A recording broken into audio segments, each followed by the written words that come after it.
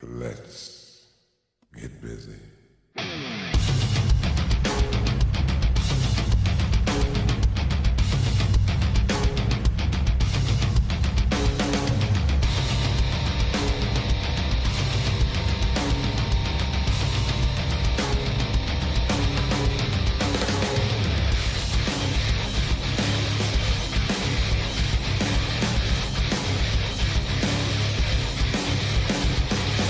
Mike Thompson in the house.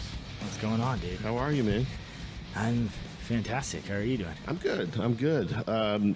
It's like you guys. When I say you guys, it's my little passion for the film industry in town, man. I'm thinking you've seen some of the people I've had on lately. Yeah, a lot of friends. Yeah, definitely. Go look at our mutual friends, and yeah, they're all there. They're all there, and it's a cool thing because there's some talented people. Absolutely. And you know, when I'm one of those guys when you talk film industry, I don't immediately think local. You know, you talk film industry, you think Hollywood, and you know, you think the big screen. Sure. And then when I was able to, you know, just talk to some people, I want to say maybe it started maybe with Antonio. Right. Yeah. Because of like music videos. Right. And then when I saw the music videos, and I'm like, those are pretty cool. Mm-hmm. And then I looked and like, oh, he's doing this and that, and I'm digging in deeper in his connections, and then, you know, who is it? Brian Cunningham, all these guys, man. Mm-hmm. You all are. There's kind of a little click here. There is. Yeah. And it's I feel like it gets bigger all the time. I felt like when I started with it, you know, I was all by myself, and I wasn't really sure if there was any kind of film scene. It was all same thing as Antonio, was music videos and stuff like that. And then it's just kind of grown, and then the more that you work on stuff, the more that you kind of get in with that clique of people, and then you start realizing everybody's skill sets, and it just kind of keeps going. So, well, let's before we get too deep, give me a little background. What's your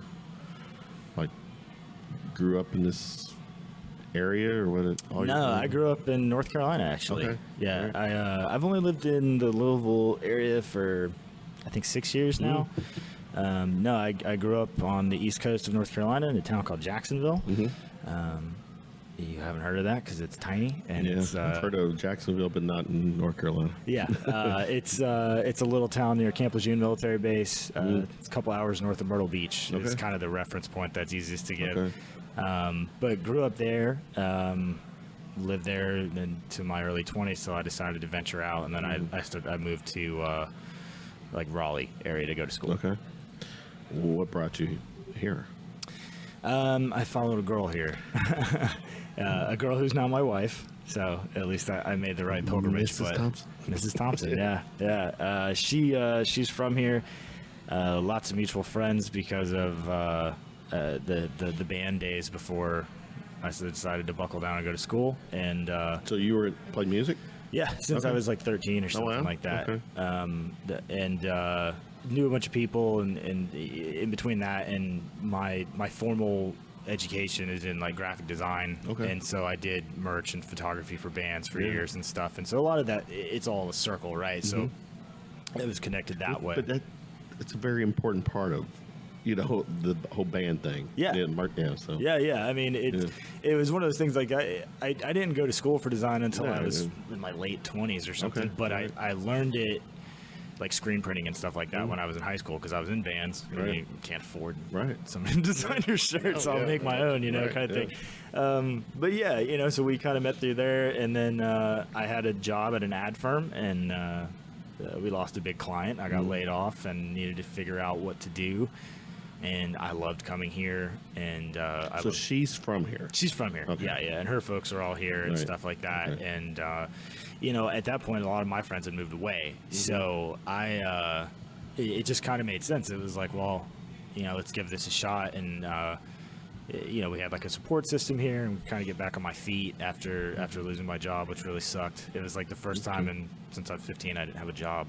Yeah. So it was weird. But when you come to Louisville, that's pre-film industry, or had you already dabbled in? Yeah. So it's kind of weird. The film industry stuff was never like on my radar, other than the fact that I just like when I was a kid, I was obsessed with movies, and like I had parents who loved movies and stuff, and movies were a big part of my childhood. Gotcha. I don't think it ever occurred to me to make them. Right. You know what I mean? But no, I dabbled in a way that was like I worked at this ad firm in Durham, and one of our clients, we were like a boutique agency, so you kind of did everything, all hands on deck kind of thing. And a client came in, and it was like this condo, like high-rise condo, needed a commercial, and we didn't really do that, but my art director was super cool, and he was like, hey man, do you want to come work on this concept? Right. I said yeah, and looked up some stuff, showed him a music video that I thought could be kind of cool, like concept wise. It was like this whole like POV thing, like pre-GoPro, where you had to wear this like apparatus, you know what I mean? And you know, they took my concept and they hired like a production company to do it, and They stole. Did they steal your idea? No. I got the credit for the idea, okay. but it was like I was like 25 at the time. I had no directorial experience. okay. There was no like, hey, let him do it. You know, Yeah, he's never been on the camera. Right. So, but it was kind of eye opening because I had this really cool idea in my head and all these other things, and we storyboarded it. And then you know the guys that had been doing it for a while came in, and I remember getting it back, and it kind of sucked. Yeah. It just wasn't what they didn't get it. Yeah, you know, and I remember the creative director saying, probably jokingly, but he was like, I'll tell you what, man, next time you can direct it. Yeah. And there was no next time. But right after that, I got a job at a record label, basically editing music videos, editing product videos, because they also sold like leather guitar straps that they made and all this other cool shit, you know. Which was cool for you because you're still, are you doing the music thing? Yeah, still? yeah. Okay. It was kind of perfect because I was still playing in bands. I wasn't touring or anything like that, but you know, it was very much part of my life. Yeah. So it was like a tapering off kind of thing, and it was cool. I learned how to edit music videos, and then started being able to shoot my own music videos. Like he bought me a camera, like a little DSLR. Oh, okay. And it's cool, man. He's still one of my best friends because he trusts me with that stuff, and he knows that like if I see it, then I can figure it out. And so I just did that for a long time. I edited, and which I think was kind of a pivotal thing because I edit all my own stuff now, and that whole editing other people's work taught me, all right, well, if I was going to do this, then I should have gotten this, and this, and this, and it made it better. So that was. So you at that point you realized you had this gift's the right word, but you had definitely had this skill to have this vision. A lot of it came back to like being a kid in the movie theater. You know what I mean? And overly watching movies, seeing certain movies hundreds of times and stuff like that. And kind of just getting the idea of like, oh, now I understand terminology, and I can go, oh, hey, like this is the shot that we need here, and this is what this is, and this is blah blah. And still a long way off. Yeah. But the basic idea that of was like your kickstart. Right? Yeah. Like I was like, man, that'd be kind of cool, you know. And then fast forward, I want to say 3 years or something like that. I'd been editing and all this other stuff, and kind of got like a wild hair at my ass that I was gonna write a short, and so I didn't know how to screenwrite, no clue. That's what Google's for. Yeah. I mean, I'm not even joking. Even that editing gig, I didn't know how to edit, and he asked me. He said, "Could you imagine? I mean, really, that kind of information is just a couple of keystrokes away. Sure. Yeah. I'm back. I put it this way. When I graduated high school, 85.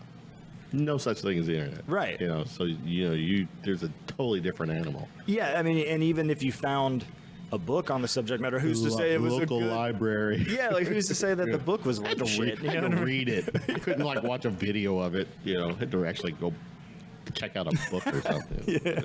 Just building the IKEA furniture with no pictures. Exactly. Yeah. But yeah, and so I mean that's what a lot of it was like, well, I want to do this. Let me, and I talked to a friend of mine who was living in LA who was working as a screenwriter, and he said, you know what, man, the easiest thing to do. That probably helped quite a bit. Yeah, I mean, not in any kind of connection sort of way. It was just like a sort of 6 degrees through Facebook kind of thing. And he said, man, honestly, you have the internet. Mm-hmm. Go download a bunch of scripts of movies that you've seen a lot that you can pick apart and that you don't have to focus on. That's a damn good start. Yeah. Yes. And he said, download it, print it out, sit with it Some in your of your favorite movies, probably. Yeah. And you just... Yeah. And it was eye-opening because I would print them out and I'd watch the movie with the script in my lap. And I remember, like, the first one I did was, like, the original The Terminator, the first one. Oh, my God. I'm in my head, I'm thinking, what would have been the movies? That was one of my... Yeah. And that's one of those movies where I would grab the script and I'd be like, God damn it, Kevin, you really are quoting every part of the movie. No, I mean, I read The Terminator and I read Aliens, like 2 James Cameron movies back to back. The second Alien. Yeah. Bill Paxton. Yeah. One of my... Oh, my God. You talk about... Well, put her in charge. Yeah. I mean, some great. I've gotten to the point where like my wife won't even watch that with me because you're talking. Yeah, I can't help it. It's just like a reflex, and so like we were actually one of the first times we hung out. Me and my wife. We were talking about movies, and I'm not over exaggerating. I've seen Aliens probably 1,000 times. Not 1,000 for me, but a lot. Several, enough right? that I can quote pretty much the whole movie. Yeah, right. Me too. And I can name the Colonial Marines and all this other stuff. Yes. And so she said, "If you've seen that movie this many times, what is the first thing that somebody says in the movie?" And I did it, and she was like, "I know." Okay, and I'm like, "Yeah, I'm a nerd. Like, it's okay." No, yeah, there's some that actually. It's funny we were talking about this because I want to say about a couple months ago, me and my youngest were scrolling through, I don't know, something on one of the streaming, and we're like, we challenged each other. Let's find a movie where we just quote the whole fucking movie. Yeah, and it was Predator. Yeah, absolutely. Yeah. Get to the job. I mean, we were doing that. We were like picking out all the ridiculous one-liners that Arnold has, and he's like, "Stick around," stuff like that. You know. Yeah. No, I mean those are like the movies that I grew up on because my parents didn't really shelter me. I mean, there was a few things that they were like, "No, we're not watching that." But my dad would. I'd be at the store and, like the video store. The video store is not a thing anymore. No. And it's sad as shit because so much stuff that I watched, like Terminator and stuff, was because I was in the aisle and went, "Hey, Dad, what's that? Can we watch that?" Yeah, there you go. And Terminator's one of them. Yeah, you'll love this story. Back in the day, my youngest, who was probably 3 or 4, Thanksgiving, we go do the Thanksgiving family thing. And we get there, and she's interacting with family, and they're like, Jacqueline, how's your day been? And good. What have small talk, and for some reason she goes, "Yeah, Dad and I were watching a movie before we came here." And they're like, "Oh, what is it?" Thinking there's some Disney movie. Her, dead serious look on her face, straight-eyed. Hellboy. And the family's like, "Oh." And they're looking at me like, "The hell kind of parent are you?" Right. But we have a good time. No, I mean, but I think you evaluated whether or not she could handle it, obviously, and it wasn't a thing. So who gives a shit, And my dad was like that. Like, I have friends that didn't watch horror movies till they were like in high school or anything. I saw shit, man. I saw Terminator 2 in the theater. I saw Alien 3 in the theater. On an accident, my dad took me to see 7 in the theater. It's a great movie. It's a great movie, but when you're 10 years old, it's brutal. Actually, it's very brutal for 10 years. It was a really funny story. I never heard this. He never told me this till I was like, I don't know, man, like 10 years But ago. at 10, that probably was a hard movie to really kind of follow at 10. It was, but it's weird, man. Like, the horror movie stuff never. It just wasn't a thing. Like I think I knew it was fake or something. Like I could separate it. Like, oh, it's a ghost. You know, who gives a shit kind of thing. Right. But for some reason, dude, like 7 bothered me. Really? And I remember. I don't remember it, but he said, you know, like the part when they find the drug dealer they think is overdosed, and he coughs and Brad Pitt's face. My dad said that I jolted in my seat. He had never seen me do that before. But you know, because it was very realistic. Yeah, exactly. You know, and you're just that wasn't like a monster. It was a person. You know, right. And he told me, he said, man, I've never felt like more of a failure as a dad than when I was in that movie theater, because it was this is before trailers are everywhere and shit, and you know, you just look at a poster and you go, but that movie's rated R. Absolutely. And you had a guardian. Yeah, you had a guardian. Yeah, is right. Yeah, here's a good story. When it comes to horror films, I remember I'm 12 years old, going at that time, still doing the church thing. Sure. And our youth, whatever his role, youth minister, whatever, took like 10 of us, 12-year-olds to a movie night, and we all decided, we agreed it was going to be a horror movie. We go see Amityville Horror. One of my favorites, man. I fucking didn't sleep for a week. 12, because that traumatized me for a week. I've got a bad story about that movie too. Not the movie, but the book. My mom's a big horror, like, paranormal thing. And no, I mean, she just she likes Stephen King, and she reads horror books, gotcha. And it's all this other stuff. And so this wasn't me, but she said when she was younger, she had a copy of that book. And that copy, on the corners of the pages, had flies, like drawings of flies on it. Oh, yeah. You know, like from the movie. Right, and she said that she couldn't turn the corners of the pages, that it bothered her. She would grab the sides to avoid touching the flies. And it just, you know, and then what does she do when I'm 8? Like, oh, we should go watch this movie. You know? I still remember that infamous. I'm gonna set it up, and I need you to close the deal here. Rod Steiger, right? Yeah.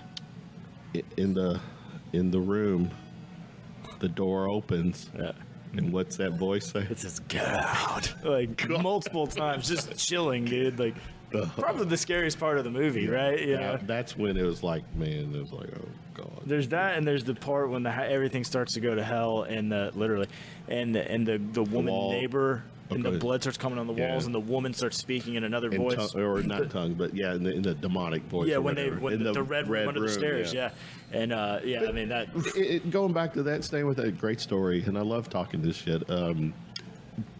Didn't that turn out to kind of be a hoax? A hoax. There's a really, man, you know, since you're familiar with that, there's a really good documentary. It's called My Amityville Horror, and it's the oldest son of the Lutz family. Now the story with the DeFeo, right?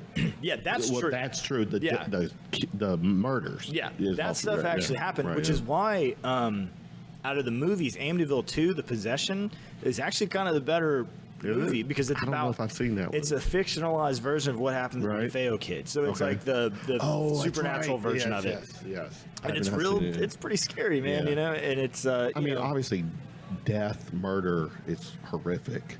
Yeah, and there was a lot of weirder stuff in there. Like his dad was super abusive, and he had kind of a weird relationship with his older sister and stuff like that. And is it true that Lutz and George Lutz and the DeFeo guy looked alike? They looked alike. Yeah, okay. Yeah. There's in that documentary, actually, you should watch it, man. It's weird. It's the oldest son, and he's been interviewed and telling the story of the house. Right.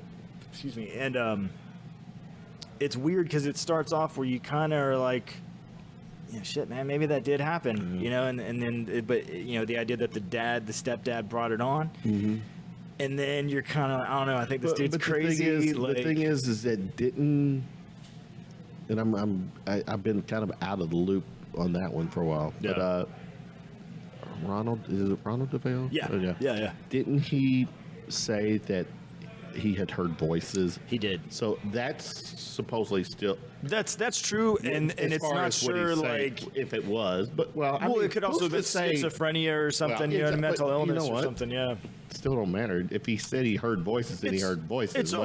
It's almost more scary that way, right? Right. It's just that's a trip, man. That was definitely one of those. that's the thing that you get. Like, I've been to that house. Like, I've gone there before on tour.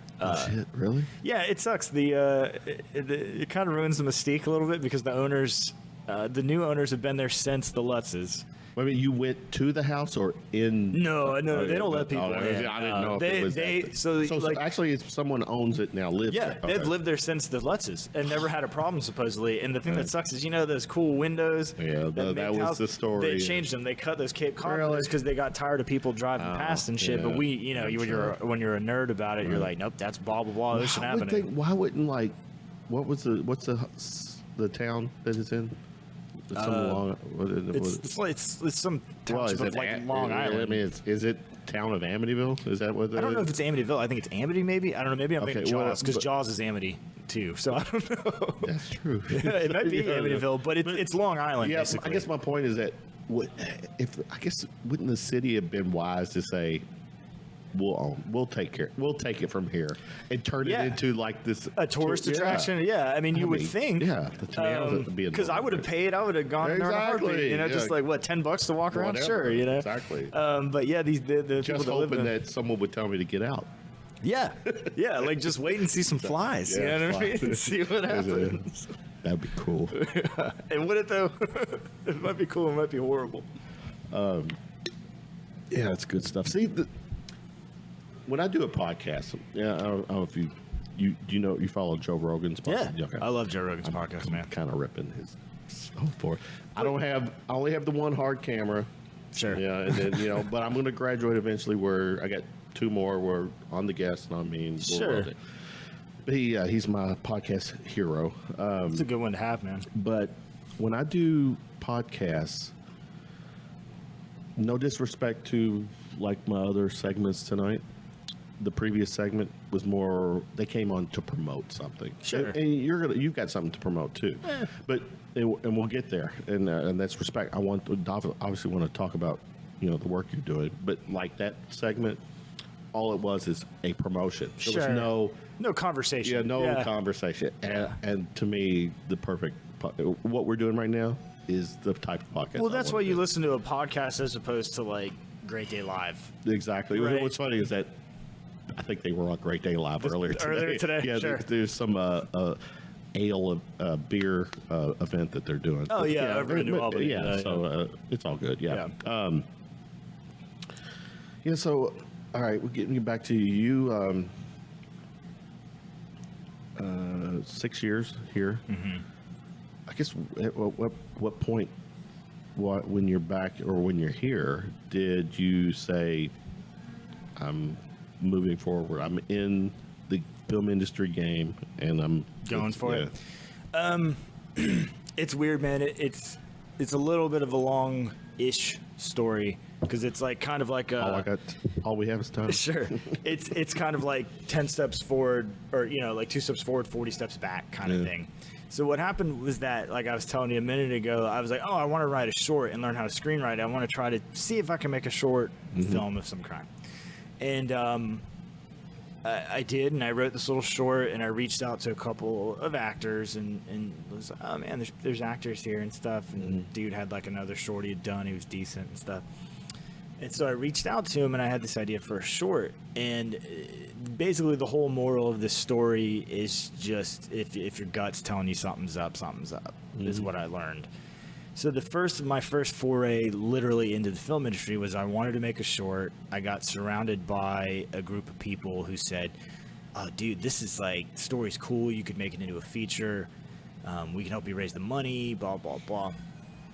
I said, okay. And I sat down and wrote this feature-length script. I'd never written a feature before. It's fucking hard, man. Mm-hmm. Toiled over it, casted the thing, went through the whole like rigmarole of doing what you do with a movie. And then when it came time to actually shoot it, it was like all of those promises had kind of found their way someplace else. And we went into the first 2 days of shooting it, and I didn't know what I was doing at that point, but I knew that was wrong, right? And so after 2 days of shooting it, having an actor basically like not respond to direction and then just basically quit in the middle of the shoot. Not like I quit, walk out, but like he caved, like with me just telling him, hey man, what you're doing is kind of off. Can we try something more like this? And it was interesting because the crew was like, dude, I don't know how else you could have told him that, and I don't know how nicer, how much nicer you could have been about it. It was at a case where he felt that he was more important than you. No, it was the other way around. He just got so frustrated with himself that he just broke. Okay. And he couldn't do it. All right. And, So it was just lack of experience. Okay. And he was taking what I was saying a little bit differently than he should have, I think. And I didn't know. I thought I was like, man, was I being a dick? And it was like, nah, dude. I think he just couldn't handle it.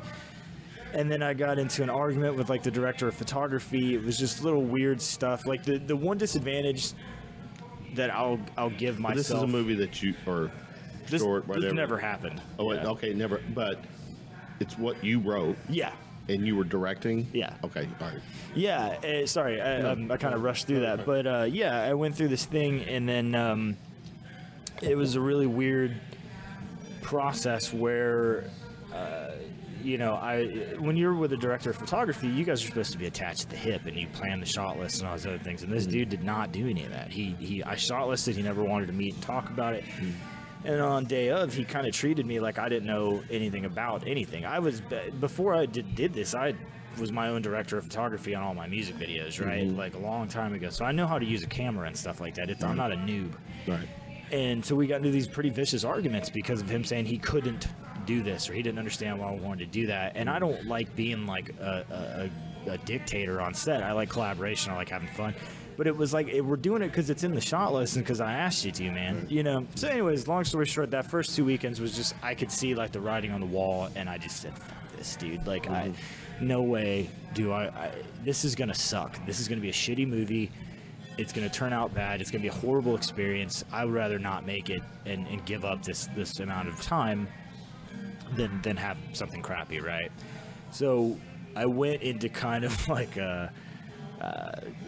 I don't know, like hibernation. Like I just didn't do anything for like 4 months, and a buddy's band reached out to me and said, "Hey man, I don't know if you got time or not, but." Well, to go back to shut it down for 4 months, was it because I was kind of depressed?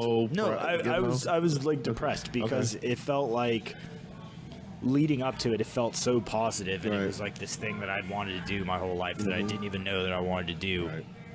And it's funny, like, in retrospect, I'm glad because I reread the script like a month ago. Gotcha. It sucked. Like, really? I mean, it had parts. It had parts that were cool, but it's very much a first attempt at writing a script. I had no business doing that, right? So, and so I was a little bit depressed, and I didn't know what to do, and luckily, like, this guy reached out to me, and he said, "Hey, man, like, if you've got time, we want to do a video for this new song." And I still had cameras and lights and shit, and so. So at this point, did you know the people, the people that reached out to you to do the video? I knew one guy in the band. Okay. Yeah, and same scene, like punk hardcore bands and stuff like that. And I said, yeah, I'll come out and do that. Yeah. And I went out and shot it by myself.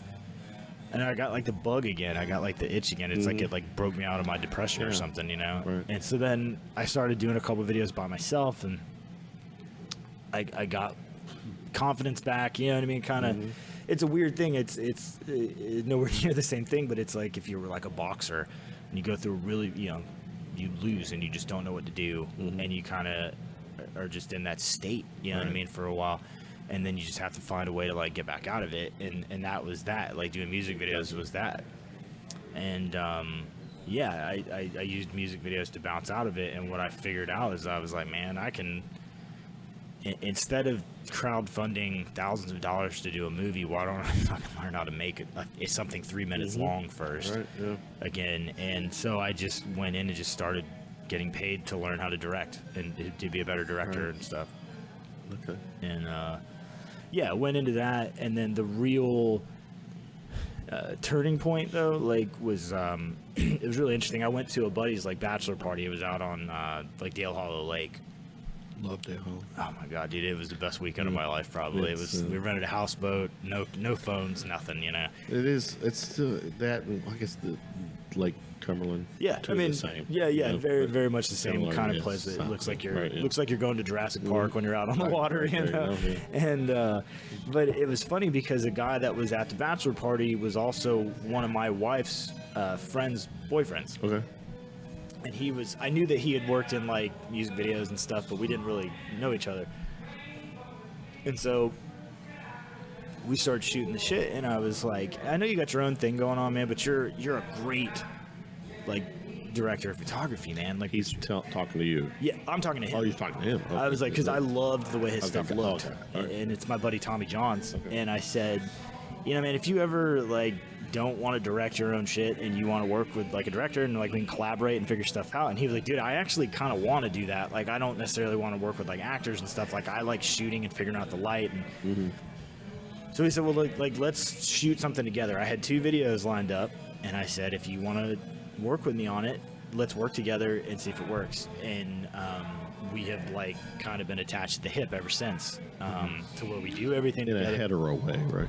Sometimes, yeah. Sometimes, who knows? You know what I mean? Great soundbite there. Yeah. 220, 221. Yeah, very much like became my hetero life mate, because we just get each other.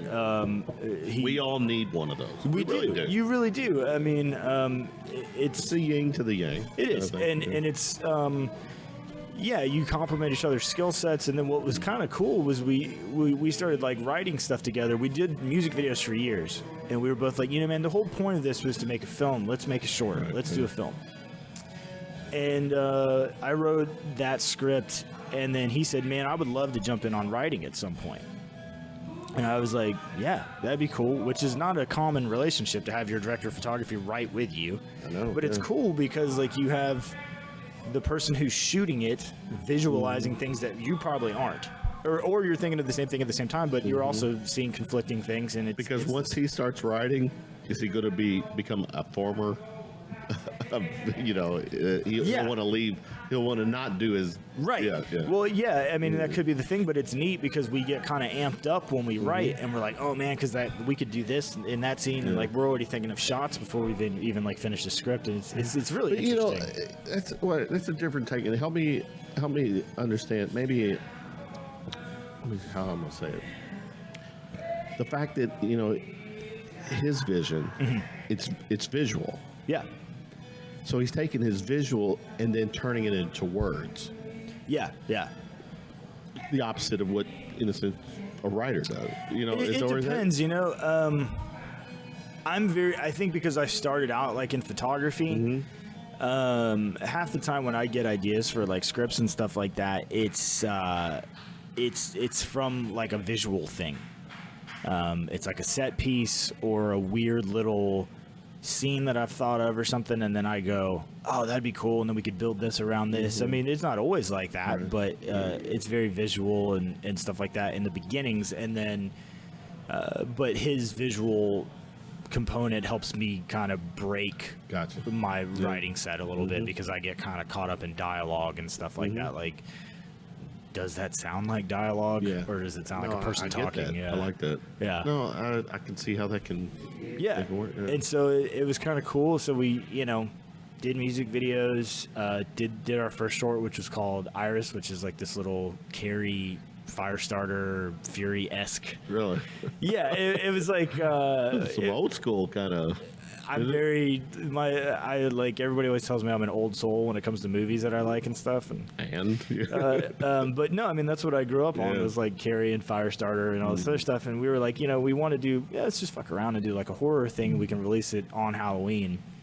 But I was like, well, I don't want to do, because the type of horror I like is not always typical horror. Like, I'm not a big gore person. I'm not a big like slasher or anything. And then what horror is it? I love movies like Rosemary's Baby or like The Exorcist, The Shining. More cerebral kind of. Yeah, I like slow burn, kind of like mess with you a little bit stuff, and I love haunted house movies. I think I don't know why the haunted house, like in the Eddie Murphy haunted house one. like a haunted mansion. Yeah, exactly like that. I'm totally on board. Yeah. No, I mean, like when I was a kid, like my mom and I watched that movie, The Fog, John Carpenter's The Fog, and still one of my favorite movies to this day. It's a chilling, creepy ass movie, and it still holds up. Chilling is the appropriate word. Yeah, exactly. And so, yeah, that's the kind of stuff I like. Did you like the remake? No. Do you know who? Wasn't it? Who's in that remake? Wasn't it the Superman kid? It's the kid from Smallville. Yeah, Smallville. Yeah, That's right. Yeah. It was pretty bad. Yeah. It was a horrible movie, and you know, it just didn't get it. It didn't get the vibe of the original and stuff like. Yeah, and that's not a slight against remakes. I like a lot of remakes. Well, you know, I'm gonna put you on the spot. Well, not on the spot. But, of your favorite horror movies. Yeah. If they handed you the keys to do a remake, give me a couple that you would do it, and you felt that you could Make do it it better. justice, Or at least or not it's comparable, not right? set it backwards. Yeah. God. I always really wanted to take a stab at probably my favorite horror movie, which is The Changeling. It's early 80s, late 70s. What's the name of it? The Changeling. No, I'm not. It's with George C. Scott, and he plays really. I love it because it's kind of like a ghost story that has this like mystery, like but there's like heart behind it. You know what I mean? And basically, he loses his wife and daughter in a car accident at the very beginning of the movie. Moves across the country. He's a music teacher. Moves into this old historical. 1980. I'm pulling it up. Yeah, keep going. And he moves into this old historical house, and it starts to. The house starts to. Okay. So this things start to happen in the house, and there's a moves really into a mansion. He comes to believe it's haunted. yeah, and there's these. It's one of those movies that's been replicated so many times over the years. And so, like, you can watch movies now, and then if you go back and watch The Changing, like, oh shit, that's from blah blah blah. Like that, they got that from that. And the reason I don't know, I've always thought it was such a cool movie, and George C. Scott is so good in it. He's so like good he's good because he's not the everyman that's like the house isn't haunted, you're being ridiculous. He's pretty much like right away, like, okay, there's some shit going on in this house. So yeah, The Changeling. Another weird one. Is not because I could do anything with it, but The Shining, okay? The Shining is probably my favorite horror movie. It is a horror classic. However, if you've ever read the book The Shining, it's nothing like the movie. Really? Yeah, it's very different. Okay. There's a hotel and there's people. Right. It's, same thing. But the reason I always found that interesting is because Stephen King then wrote a sequel to The Shining called Dr. Sleep. And I didn't know that. Yeah, it's about Danny when he's grown up. And I always thought, how cool would it be to be able to direct The Shining? Because Dr. Sleep links up to The Shining in ways that don't make sense if it's not the book, right? And I was like, that'd be cool to do The Shining and then get to do Dr. Sleep. Right. Mike Flanagan is doing Dr. Sleep right now, so that dream's gone. I don't know, man. Horror movies. Well, don't stick to horror. If there's another movie, one of your favorites. It's really funny. So it's a weird one that I was tweeting about the other day, and somebody agreed with me on this. There's an 80s science fiction movie called Outland with Sean Connery. Okay. And it's basically like the plot of High Noon, but it's in outer space. And he plays a like sheriff or a marshal that is assigned to the moon of Jupiter, Io, right? And it's like a mining colony. And when he gets there, there's all these weird murders that start to happen, and like miners are intentionally walking out with no compression and committing suicide and all these other weird things. And it's like a whole conspiracy that the company is giving them these weird drugs to turn production up. And he starts to be like the lone wolf against the town, basically. And it's so cool because it's like, it looks like it could be part of the Alien universe, the way the sets look and stuff like that, and when it takes place. And I've always thought, if you could have done that movie with anybody but Sean Connery, that you might, like 80s Sean Connery is not Bond Sean Connery, you know what I mean? Yeah. And, well, except for the Untouchables, but and I was always like, man, that would be so badass to do that, to take that movie with those sets, but get like a solid performance and not make it hokey, you know what I mean? So I don't know, yeah, that's kind of a hard one. That's tough because there's definitely remakes that are good, you know what I mean? The Fly, The Thing. The Thing. The Thing to me is that's still one of my favorite movies. Absolutely. Yeah. And I struggled. The Thing, the remake, because it was a female lead. No, right? Well, so the 80s The Thing, the John Carpenter movie is a remake. Oh, you're talking about the original. Yeah. No, so you're talking about John Carpenter's. So John Carpenter's remake. I was thought there's. Yeah. The new one with the female, so with actually, the Norwegian now camp. You say it, that's the third version. Of it. Yeah. So you're talking the remake of. Yeah. The original. Where it's funny because if you go watch Howard Hawks' The Thing from Another Planet, it's cool. Like, I guess in the 50s you would have been scared of it or something, but it doesn't hold up. No. And if you go read the novella that's based on, it's called Who Goes There. John Carpenter's version is far more like that, which is like the shape-shifting idea, and you never know what it looks like. And is Child's an alien, or is Child the Thing at the end? See, I think that they don't. This is like a theory that I've read that I agree with, which is that they said, spoiler alert, in 2019 for the 1982 movie The Thing, if you haven't seen it, but here we go. The breath? Yeah. The breath is the first one. Yeah, because there's no breath. There's no breath, yeah, breath, which could be something to do with like the light catching it, whatever. Sure. But it can also be very intentional. The other thing is that the theory is that Mac believes that Childs is the Thing and that it's not really liquor in the bottle, that it's gasoline from one of the nearby. But he drank it too, though, right? He drank it. Well, and the idea was to see that if Childs would drink it and react, and he doesn't, and that's why Matt goes. So if you watch it, if you watch it, he hands it to him, he drinks it and doesn't do anything, and then Childs says, "What do you want to do?" And he goes, "Why don't we just sit here?" And that's that moment that he's kind of like. See, now I will have to watch that whole fucking movie just to get to that point, dude. There's so many I will go on a rabbit hole over shit like that. Like there was like a whole thing. This film theorist brought up this whole theory of who took the keys to get to the blood room. Who did? Who do you think? I think it was Windows, personally. That's what the theory looks like, because he was pointing out all these moments when you can hear keys being tossed, keys being dropped, and how subtle it is. And I was like, that's one of those movies dude. Where they didn't answer every question. But they did it, you know what I mean? I'm always like, they did it to make you paranoid with the rest of the crew, you know what I mean? And that's what why that movie was so good. It's so good. And I still there's that little bass line, dun dun, that's iconic. Yeah, to me, you could. Well, I don't know. You would probably know the chord, whatever. It's the same fucking chord, right? Well, it's funny. It's and it's by the masters, by Ennio Morricone, who did all of the spaghetti westerns and all that stuff. He got booked by John Carpenter to do it. There's cool interviews. That's my problem. Is like I will just look up stupid shit, and I have useless knowledge. Same. But it's funny because the original, I guess the original score that Ennio Morricone sent over was very complicated and typical like orchestration. And John Carpenter is a rock star who had a synthesizer who was like, I'm just going to do my thing. And he said that because they couldn't communicate, because he only spoke Italian and he only spoke English, was that he just told him less notes. Right. And so that's why it turned from whatever it was into dun dun.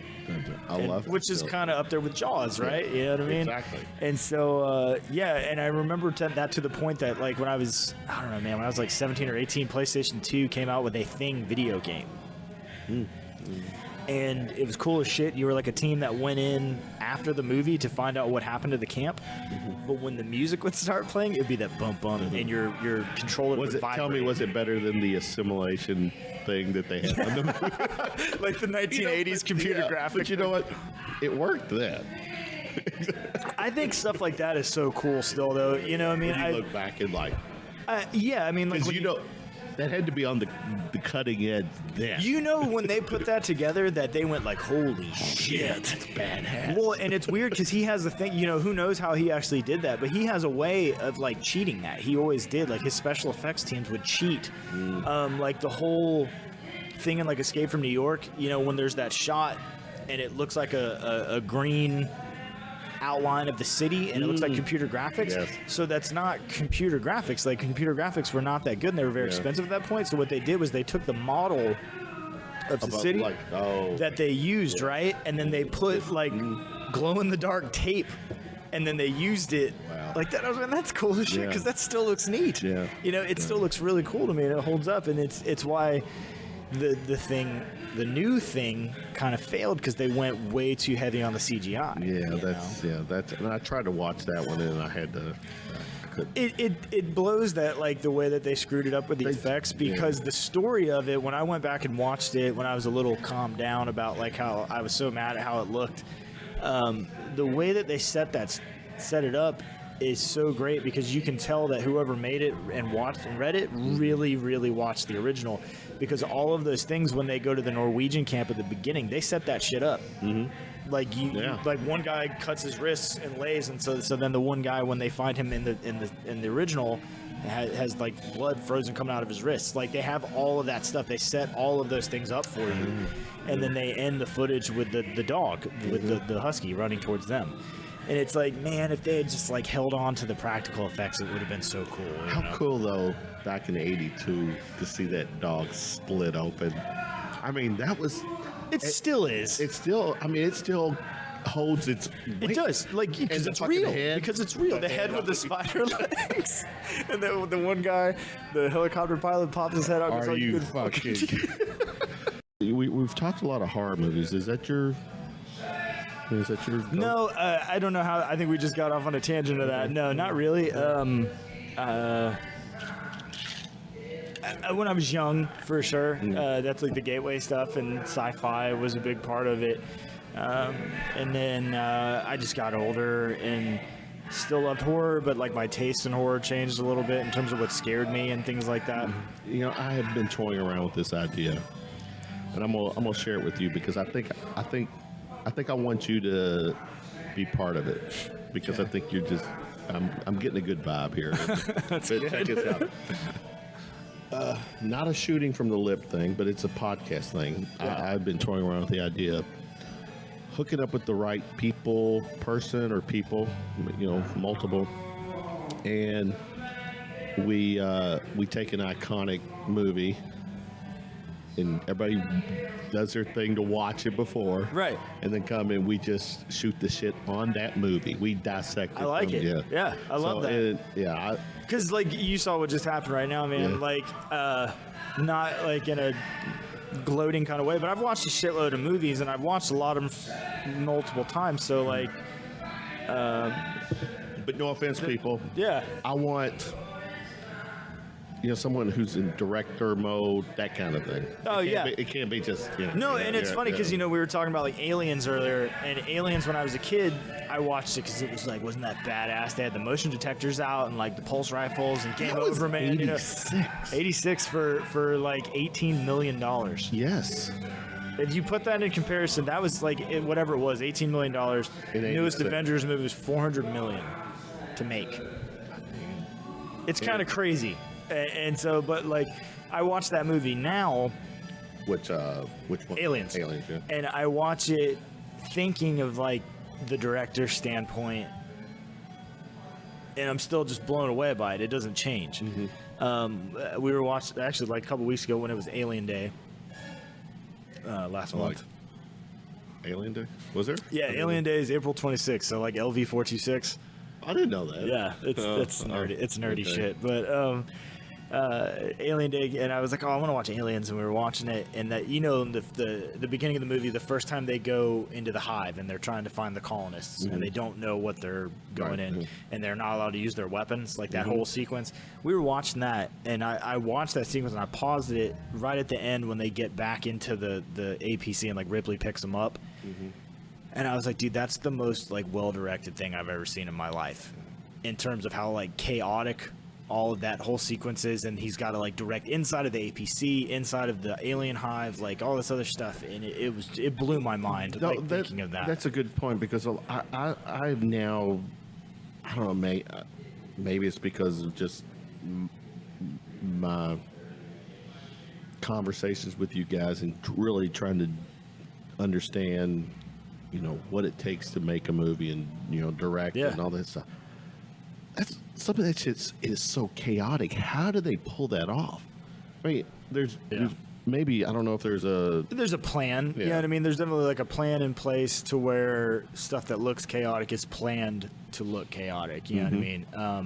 And I figured that out in a couple of like music videos where I had stunts or something. You know what I mean? Where I was like, oh well, actually that's weird that thing that seems like so hard to pull off is actually easier than I thought it was. So this is going to be simple.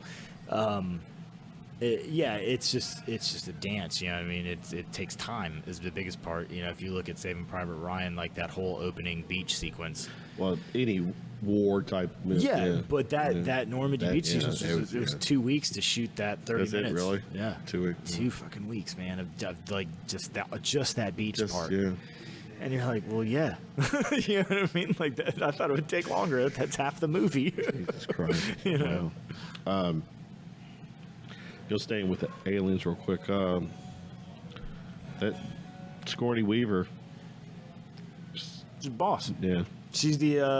I watched a cool video the other day. It was a film theorist talking about why James Cameron is one of the most feminist filmmakers that's ever lived because of Ripley, Sarah Connor, and then. Well, isn't he married to?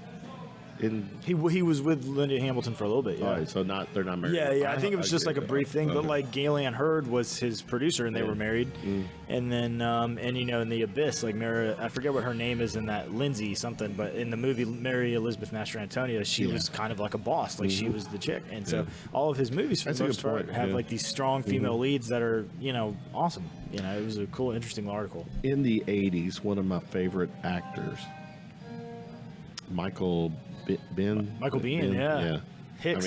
Hicks, Terminator. Hicks, he was Kyle Reese. Tombstone, yeah. He was just killing it. He was in The Abyss too, man. He was Coffee in The Abyss, and then he was in Navy SEALs. He's in The Rock. He is in The Rock. He dies really early in The Rock, but he's in that. No, he's an interesting cat, man. Like you always wonder why he didn't really, because he had range. Like he came out as a Marine, and then bam, he's Johnny Ringo in Tombstone. He's just awesome, I mean, honestly, he's in some iconic 80s movies. 2 of the most iconic. Yeah. And Tombstone is in 80s movies. Was it 80s? Late 80s, early 90s, one of the two. But I mean that's pretty. Time period, Yeah. So, and it's still it's by a very iconic 80s director, George P. Cosmatos, who did like Cobra and shit like that. You know what I mean? So it's like, no, I mean Michael Biehn was the man. Yeah, I was a huge fan. Man, I love talking this shit. Dude, I could do this for days. I know, it's just like, man, I'm thinking, why are we here? We're here to talk. We're just here to shoot the shit. That's what we're doing. Yeah, look at it. Budget, 17 to 18 million for Aliens. Box office looks on upwards of 183 million. Right. Which goes back to why Hollywood needs to go back to that. Less is more. There's a lot of bloat in budgets now for salaries and stuff like that. It's funny, man. People talk about like, why are movies so expensive now? Why is it $15? It's a lot of salary. Right? It's a lot of salary, man. I think there's some. This is probably wrong, but it's probably I don't imagine it's that far off. But there's some kind of crazy thing they have to pay Robert Downey Jr. like $30 million every time he steps into the Iron Man suit. So that's $30 million right there, like off the top of that. And here's the thing. I'm not a big fan of all the Marvel stuff. Right. Yeah. So my superheroes, I love the Batman movies. We're going to have to talk about that in a second. But oh God, my rant. Is that what you're talking about? We'll talk. But like, correct me if I'm wrong. I know Downey's Iron Man. Yeah. But how much of Iron Man Is Robert Downey Jr.? Is Robert Downey Jr. Not right? a lot. I mean, Yeah, it's a lot of CGI. Exactly. Yeah, you know, Yeah. I think it's one of those things where like the money's there, so they just do it. Marvel's indispensable, you know, and it's That's a great gig for him. Absolutely. Oh, hell yeah. And the thing is that it's a great gig for him, but how much is he's really not doing a lot. He's not doing as much acting as you think. Or stunts or anything, as most of the other people are, That's you know? That's a good point, yes. He doesn't have as much risk in that. No, I'm not, you know, I'm not like against Marvel movies or anything like that. I watch them and shit. Like they're fun and they're well made for what they are. They're well crafted movies. They're really well done. It's just not, they're not my like, oh shit, that's what I got to focus on. I'm not like a Star Wars person. I've never seen Star Wars. You've never seen it? No, Not out of 'cause- one? Okay, well, I won't say that. Well, like, I've seen most Star Wars movies and I like them, but I don't. Just when it first came But out, you had I Steve found on it- here. Steve's like a Star Wars I freak, know, man. and he Love was you, saying, I Steve, think but he gave me he's- the same reaction, like, He's dude. why am I here? But you know what's cool, man? He's like a really good Star Wars fan in terms Yeah, of I like can tell. neutral and appreciation stuff. He's not like a toxic like, oh, this is horrible. I just kinda had thing. this thing about it. Back in the day, just watching it, it still looked hokey. Sure. And this notion of a bunch of people in plastic just didn't resonate with me either. But No, I mean, because I watched that one with you and Steve, and I think we were on the same wavelength. Because I'm not like a fantasy person. I have same. I have fantasy movies- Did you do Game of Thrones? I watched one season. I've never watched it. It didn't grab me, and it's not, you know, that's gonna draw fire. I know, but So it what? just didn't. I said this to somebody the other day. We weren't talking about Game of Thrones. We were talking about something else, and there was some show that they're like, "Why don't you watch that?" And I was kind of irritated by it, and I was like, you know, not everybody has to like everything. It's okay. We all have tastes. We don't like certain Well, things. unfortunately for me, I'm not one of those who I don't like to jump on the bandwagon. You know? Yeah, It's like you like to like it because you like it. yeah. Yeah. But here's the problem: is I find myself not liking something because Because so it's many popular. fucking people, you know. And then I started. It's like everywhere on your social media, they're shoving GOT down your throat. Yeah. And then it was like, I don't want to fucking watch it. Yeah. That, and I don't drink Starbucks either. Or what else was it? A ball of water or something they forgot to? No, I mean, I will never like. It's funny. People were like, "Oh, so you don't like it?" And I'm like, "No, it's just not for me." You know, I think it's well made. I'm sure it's clearly there were things that were well written about it that people liked. So I just wasn't one of them. I'm not saying it sucks or anything. It just didn't gravitate Yeah, towards it's me. good. And I try to be very like cognizant of that in general, like discussing film with people. I'm kind of, especially like working in the film industry, I'm very reluctant to say something sucked. Yeah. I will look at, okay, what was the budget? How many days did they take to shoot? Like, I look all that shit up before I'm kind of like, oh man, you know, they have $5 million compared to blah, blah. And what they pulled off was pretty cool, you know what I mean? And so I'll give things the benefit of the doubt. Now, that being said, there are sometimes there's just trash that comes out and you can't avoid it. And you're like, no, I'm not watching that. You know? Well, what's your take on the whole type of documentary / mockumentary type, like Blair Like Witch, yeah, shit like that? So, Because the truth is, when Blair Witch came out, that was a big fucking deal. well, I've got a really cool story about Blair Witch. All right. I was 14 years old. The only two other movies, or the only other movie I know now that had been made like that before that was Cannibal Holocaust, which is like same kind of idea that like there's footage that was found and when they review the footage and blah blah. What was it called? Cannibal Holocaust. Don't watch it. Cannibal. I got to at least Google it. Yeah, so it's one of those movies where like horror fans will watch it for prestige because it was so like violent that like the director was arrested and he had to prove that like actors were still alive and stuff because it was so realistic and all this other shit. And don't get me wrong, you watch it the first time and you're like, okay, like that's convincing and it's scary.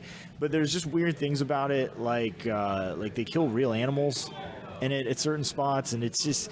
I watched it when I was like 18 for prestige because you were like a horror fan. What do they call that when you actually kill someone in the movie? Is that a snuff? Is that what they call it? Snuff film. Yeah. So they killed real animals in this movie, and it plays into like the vibe of the movie, and I get like what the dude was going for, but it's not. I don't recommend watching it. It's a little I'll look it up later. It's a little rough, man. But no, so Blair Witch came out, and it was this movie that said this thing happened. These people went missing. There's this footage of it, and I was like 14, and I remember going to the movie theater opening night, and standing in line, getting my ticket. While I'm in line, these people come around and are handing out flyers with like the pictures of the people from the movie and saying, you know, we work for like a volunteer group that's like the victims of the families. If you have any information about them, blah, blah. And I was like, what the fuck? You know what I mean? I'm like 14 years old. Me and my friend Joe were like, what is going on, right? Well, because the location of Blair Witch was Virginia. Virginia? Yeah. Okay. So it's I knew it was in that right above where I lived. Yeah, man. right. So they came down, and there was a phone number on the flyer. So I said, well, surely this is bullshit, right? So we get inside, and this is dating myself, but this is what, 98, 99 when that movie came out? So I went in the lobby to the payphone, and I popped a quarter in and fucking called the number, and the number worked, right? So, like, somebody answers, and Blair Witch Hotline or whatever the fuck it was, you know what I mean? Blair Witch Hotline. And they said, you know, like, what type of information do you have? Do you want to transfer, blah, blah? And I hung up. I was freaked out, dude. I was like, oh, shit, okay. So I had those two things in my head going into that movie. 1999. 1999. Yeah. So I went into that movie pretty much convinced that shit was real and that they were using the movie release to, like, find their family. You know what I mean? And I remember watching that and being in that movie theater and just freaked out, dude. Just totally fucking scared in a context. And you know, the ending when they come in and the house is there and Mike is in the corner. And that dude, was a great fucking ending. It was great. And you know what, man? People hate on that movie now. I don't. I think that movie was so masterfully made. Now, but back in that day, yeah. Oh, it was. But also, like, it was funny because, like, I got home from that movie that night, and I just told my mom, I was like, Mom, that's one of the scariest movies I've ever seen, blah, blah. And she was like, oh, wow, you know. Well, fast forward, you know what? It'd take a year for VHS to come out. Yeah. The movie comes out on VHS. My mom says, she watches it broad daylight, no context of what I saw it in. By that point, they had already released that the people, it was fake, and the people, all this other shit. And my mom was like, that's the stupidest thing I've ever seen. And I was like, what? And I went back and watched it in broad daylight. It didn't bother me as much, and because I had known it. Yeah. And then I watched it, like, when did the new one come out? Like 2-3 years ago? Yeah, something like that, yeah. When that came out, I rewatched it. I just hadn't seen it forever. And I was like, no, I mean, that was still kind of cool. Like, the strategy that those dudes used to make that movie, they just dump people in the woods and fuck with them. You know what I mean? Like, that was basically what it was. And it's weird. I think some of those found footage movies do a good job. I really do. Do you remember the Blair Witch without looking at the whole budget in the box office? Do you remember it? I want to say the budget was the budget $60,000. Okay, but that's insane. I have no idea what the gross is, though. Well, according to this, close to 250 million. Yeah. Okay.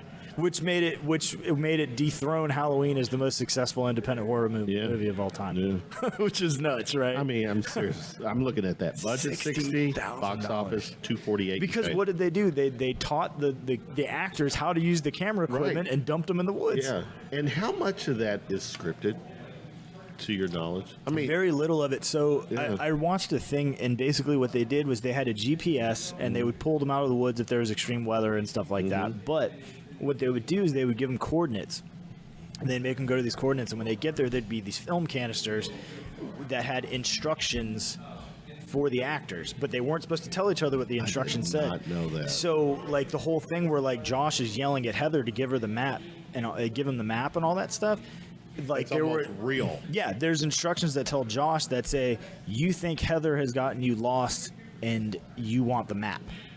And so he's like, so that whole thing with him yelling at her, like, give me the map, like, you don't know where you're going or whatever. It might be the other way around with the characters, but that's what they did. And then I'm going to correct you on something, brother. Okay. The town is actually in Maryland. Maryland. Okay. Burkittsville, Maryland. Burkittsville, Maryland, yeah. Why did I think Virginia? But close, in the same kind of geographic. Yeah.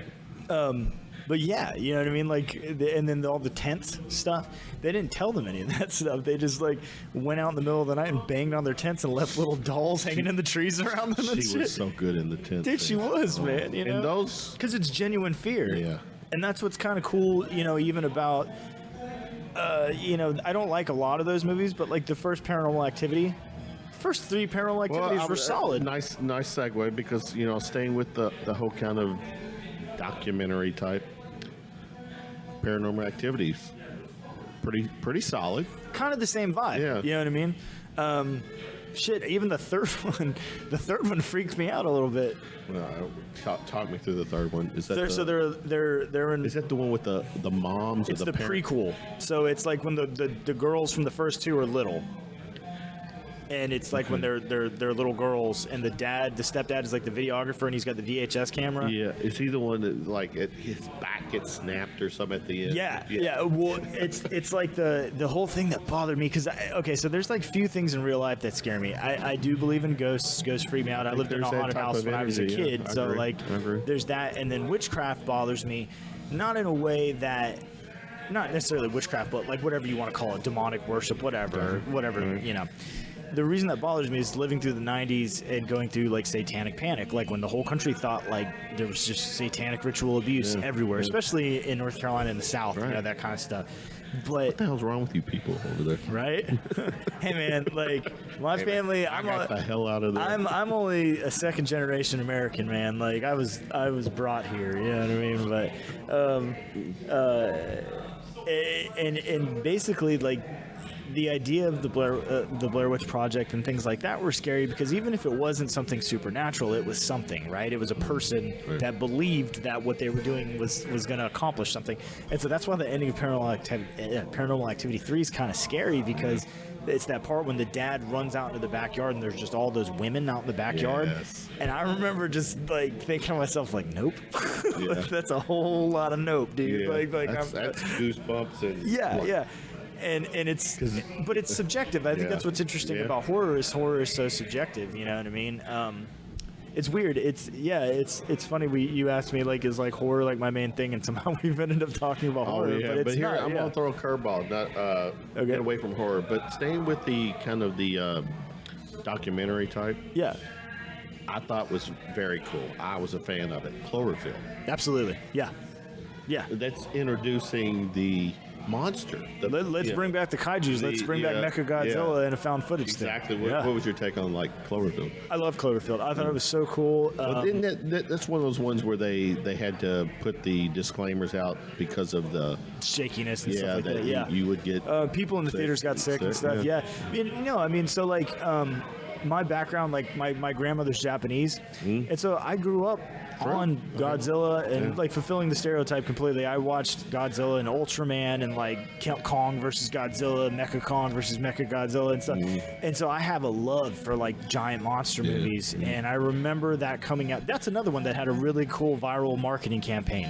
Which one? Cloverfield. Did a great job of it. And I remember seeing that movie and just thinking that was the coolest thing. Like, oh, you showed me what it would be like to run around while Godzilla was attacking the city. You know what I mean? I love Cloverfield. Like I said, there are movies that do it right and do it and make sense. There's another one called Chronicle that was really cool. Chronicle was neat. And there's another movie called As Above, So Below that I really liked. It was about like urban explorers going through the catacombs in Paris. And it had some scary shit in it, but it also just had some stuff of like, I'm claustrophobic, and there's like a part where a dude gets stuck. And that was not supposed to, that wasn't like a ghost, but I was sitting there like, oh my God, dude, I can't do this shit, man. You know what I mean? Yeah. In Cloverfield, one of the most badass moments in Cloverfield is when the Statue of Liberty head.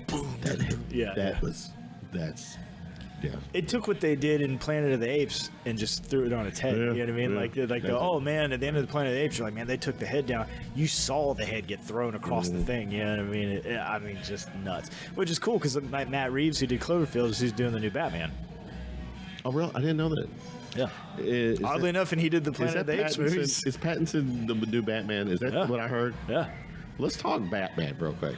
Do you want to talk Batman or like specific? Because like I don't know if you saw it. I had like a thing on Facebook about the like everybody being upset about Pattinson. I did see that. I'm glad you brought that up. But I'm gonna talk Batman and we'll get to Pattinson. Yeah. Because Batman is my all-time favorite superhero.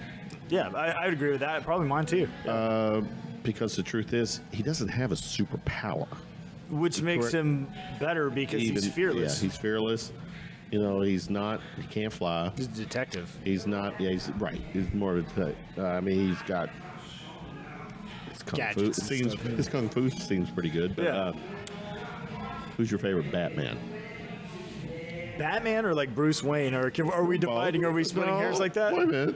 What's the difference? I think they're one the same, right? Well, no, they're not. They're two very different personalities. Right. One's a psychopath who goes out and works out his demons. I never really looked at it that way. And then I get Bruce Wayne is a millionaire. Fair enough. Who's the one who does both justice? The one who does both justice. I'm going to go Michael Keaton. You're going to go back to that? First movie I ever saw in the movie theater. Really? It's a good movie. But to be honest, like, Keaton's the best Batman. Yeah. I loved his Batman. I loved his voice and his overall approach. I think Bale so far has been the best Bruce Wayne though. Bale's my go-to for Bale. No, but I mean I'm not Dark Knight or not Dark Knight. Batman Begins. Batman Begins was a fucking is game perfect. changer. Yeah. For the whole Batman. For series. sure, absolutely. It was like.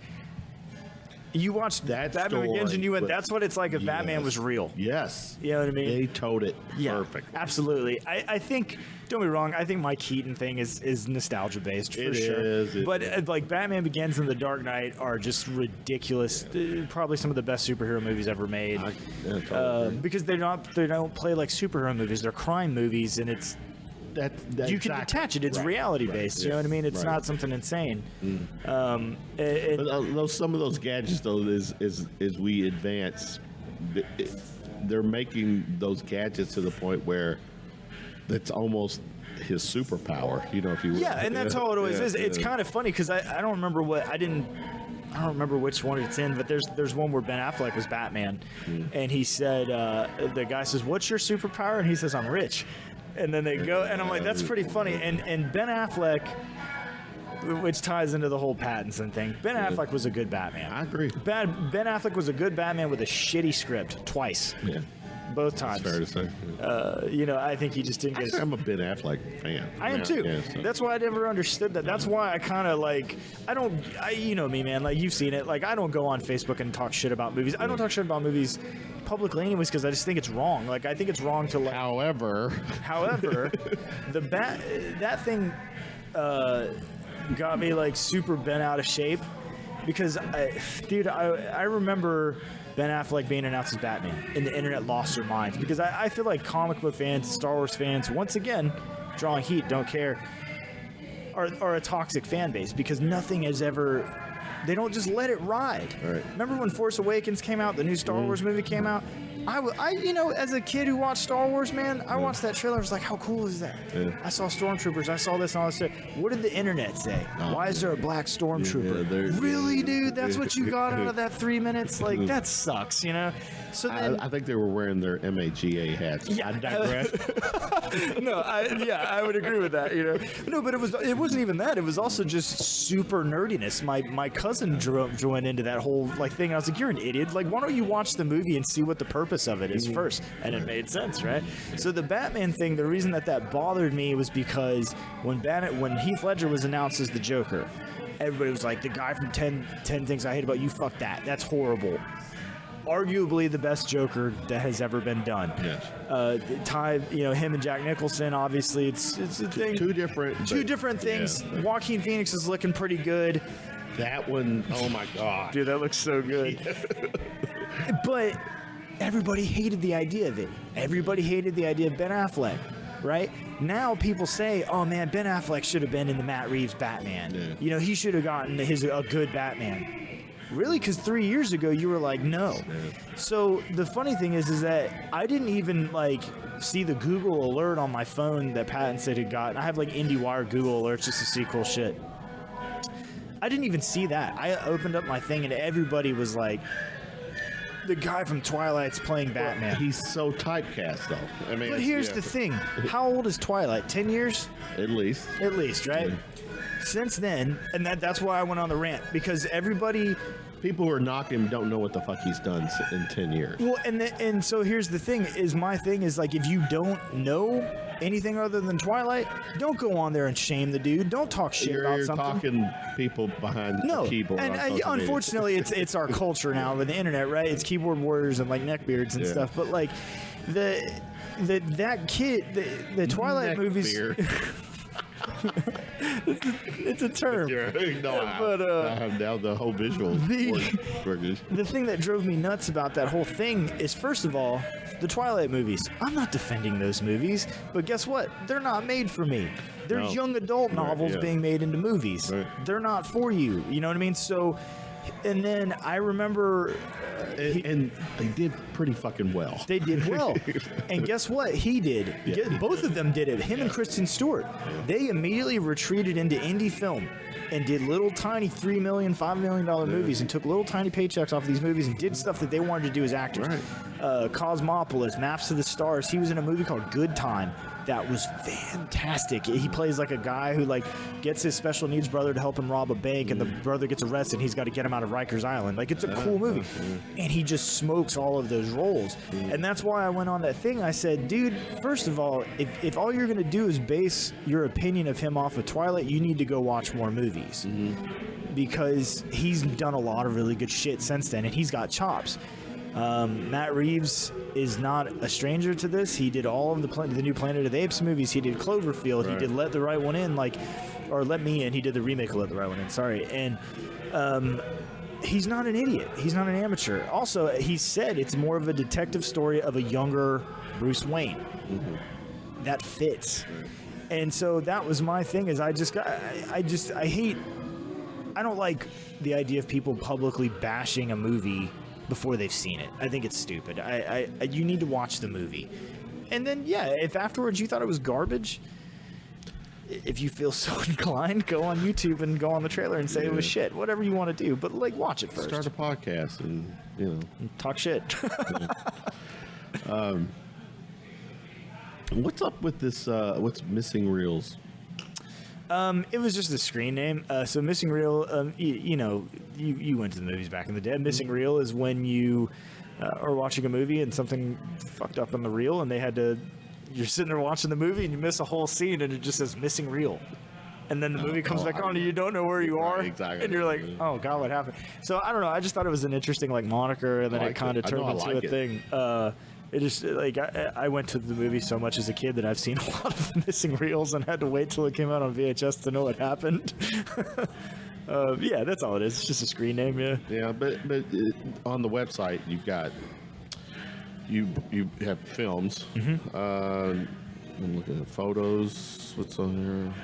Yeah, this is just your work, right? Yeah. The website's a combination of like film, music video, commercial work that we've done, and then I shoot like portraiture and stuff. I've been taking pictures since I was like 13 from like the skateboarding days and stuff like that. So you're currently working on you got a project going on, right? Yeah, I got a short I'm working on. Yeah. Let's talk about it. It's called Blackbird. Yeah. It's my love letter to like 70s, 80s science fiction that I like. I really wanted to like step outside of my comfort zone. Didn't want to do horror. Didn't want to do something that I think people expected me to do. So it's kind of like this little like sci-fi love story. That's an interesting way to put it. Yeah. I don't want to give too much of it away because we're still in production on it. We've still got 3 more days left to shoot on it. Okay. Yeah, we've got in June 8th and 9th. We've still got a couple days left. But you got some of our friends who've been on this. Oh yeah, tons of people. Yeah. Derek Sawyer, Rebecca Dow. I'm trying to think of who else you've had on here. Derek. Dude, Derek, I love Derek. Derek is so funny. Badass. Oh, it's weird, man. He's a badass and he's hilarious, but he's also like one of the best people I know. Yeah, he's a good guy. Rebecca's the same way. I got a crazy crew on Blackbird. I don't know how I did it. It just kind of like snowballed. Is some of that though, when you say how you're asking how you did it, is it because just the whole fucking clique, that closeness that's here in town, that Yeah, I don't know. get it, and we'll support each other? I mean, or am I off base, or what's? Yeah, no, I mean that's definitely the case that it's been so far, and then it's going out and meeting people at different events and stuff like that, and then letting people read the script, and then people saying, dude, I want to help you with it, is kind of how it happened. I mean, people would read it and be like, hey man, I want to help you with it. And honestly, like a shout out really quick to like my team. My cast is awesome. Chris Petty, Sarah East, Derek Sawyer, Chris Taylor, Rebecca Dow, and then my like team, I've got Andrea All and Marshall Schartzer, who are my art department. Christina Kubrick, who I think you know, she's my costume designer.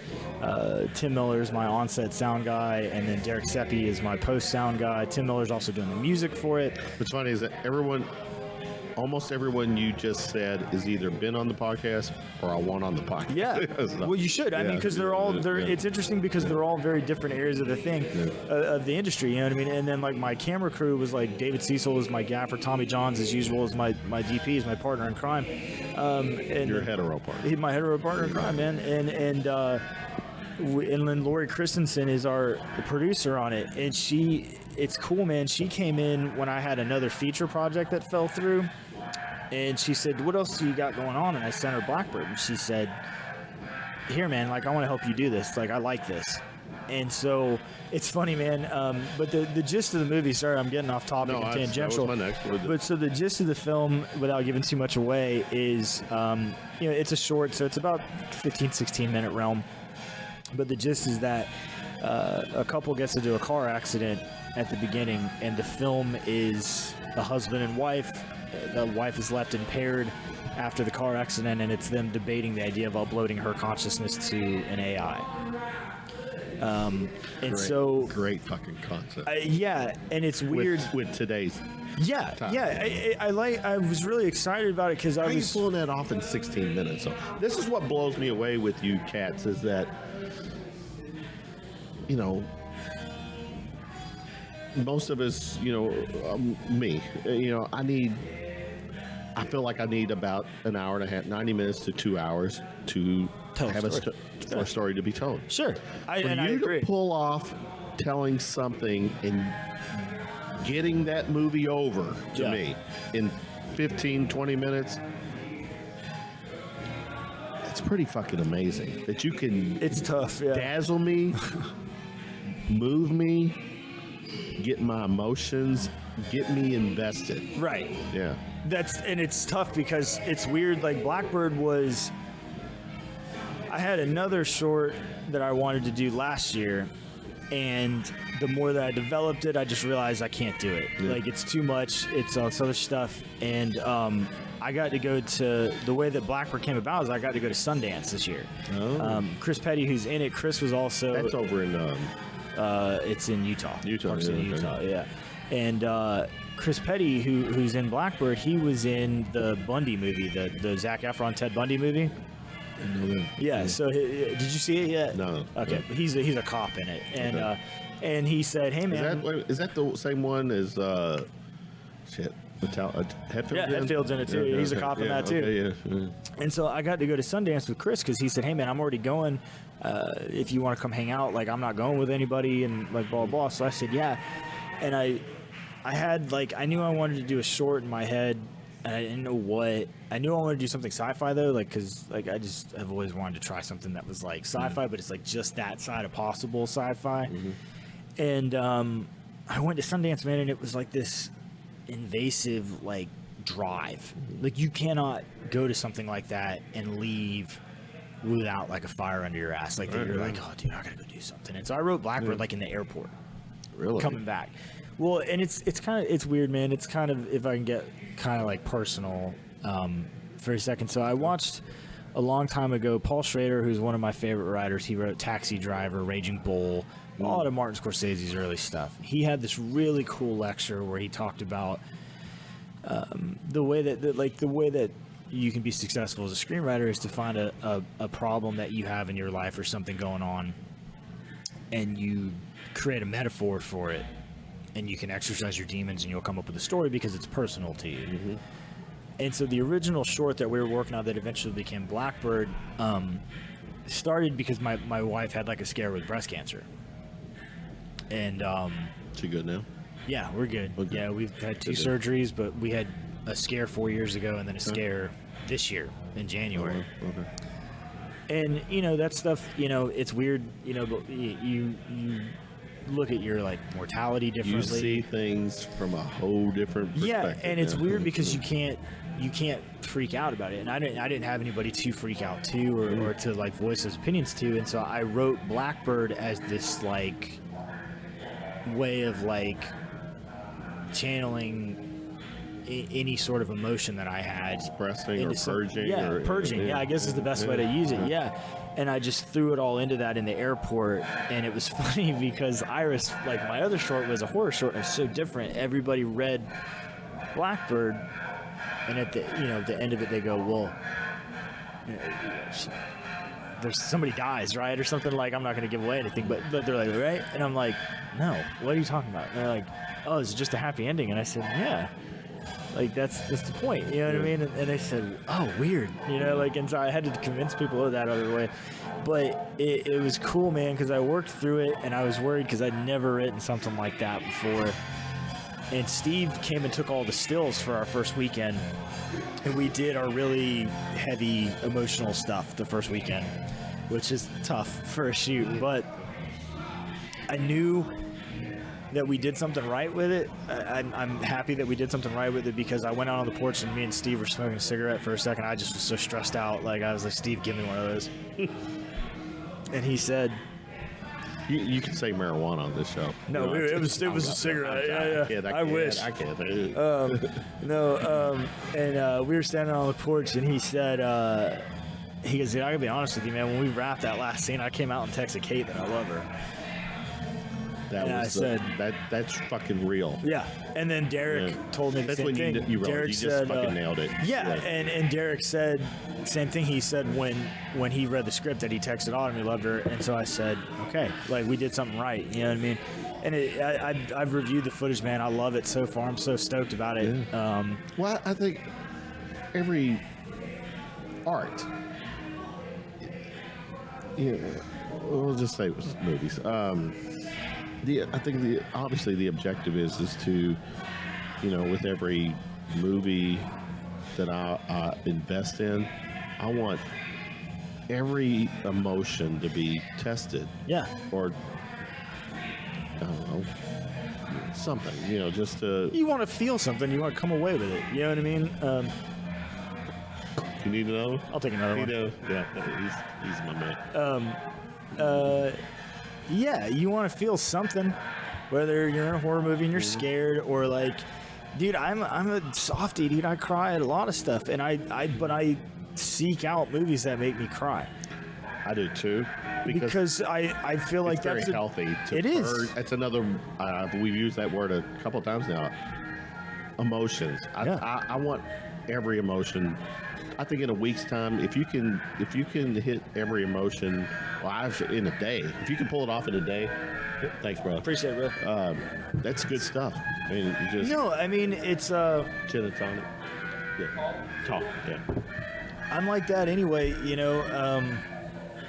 My wife, like, it's funny because I'm kind of manic and I've got some anxiety issues, so I can be kind of a dick and hard to live with. But she says, like, you've got, like, we work for like a dog rescue.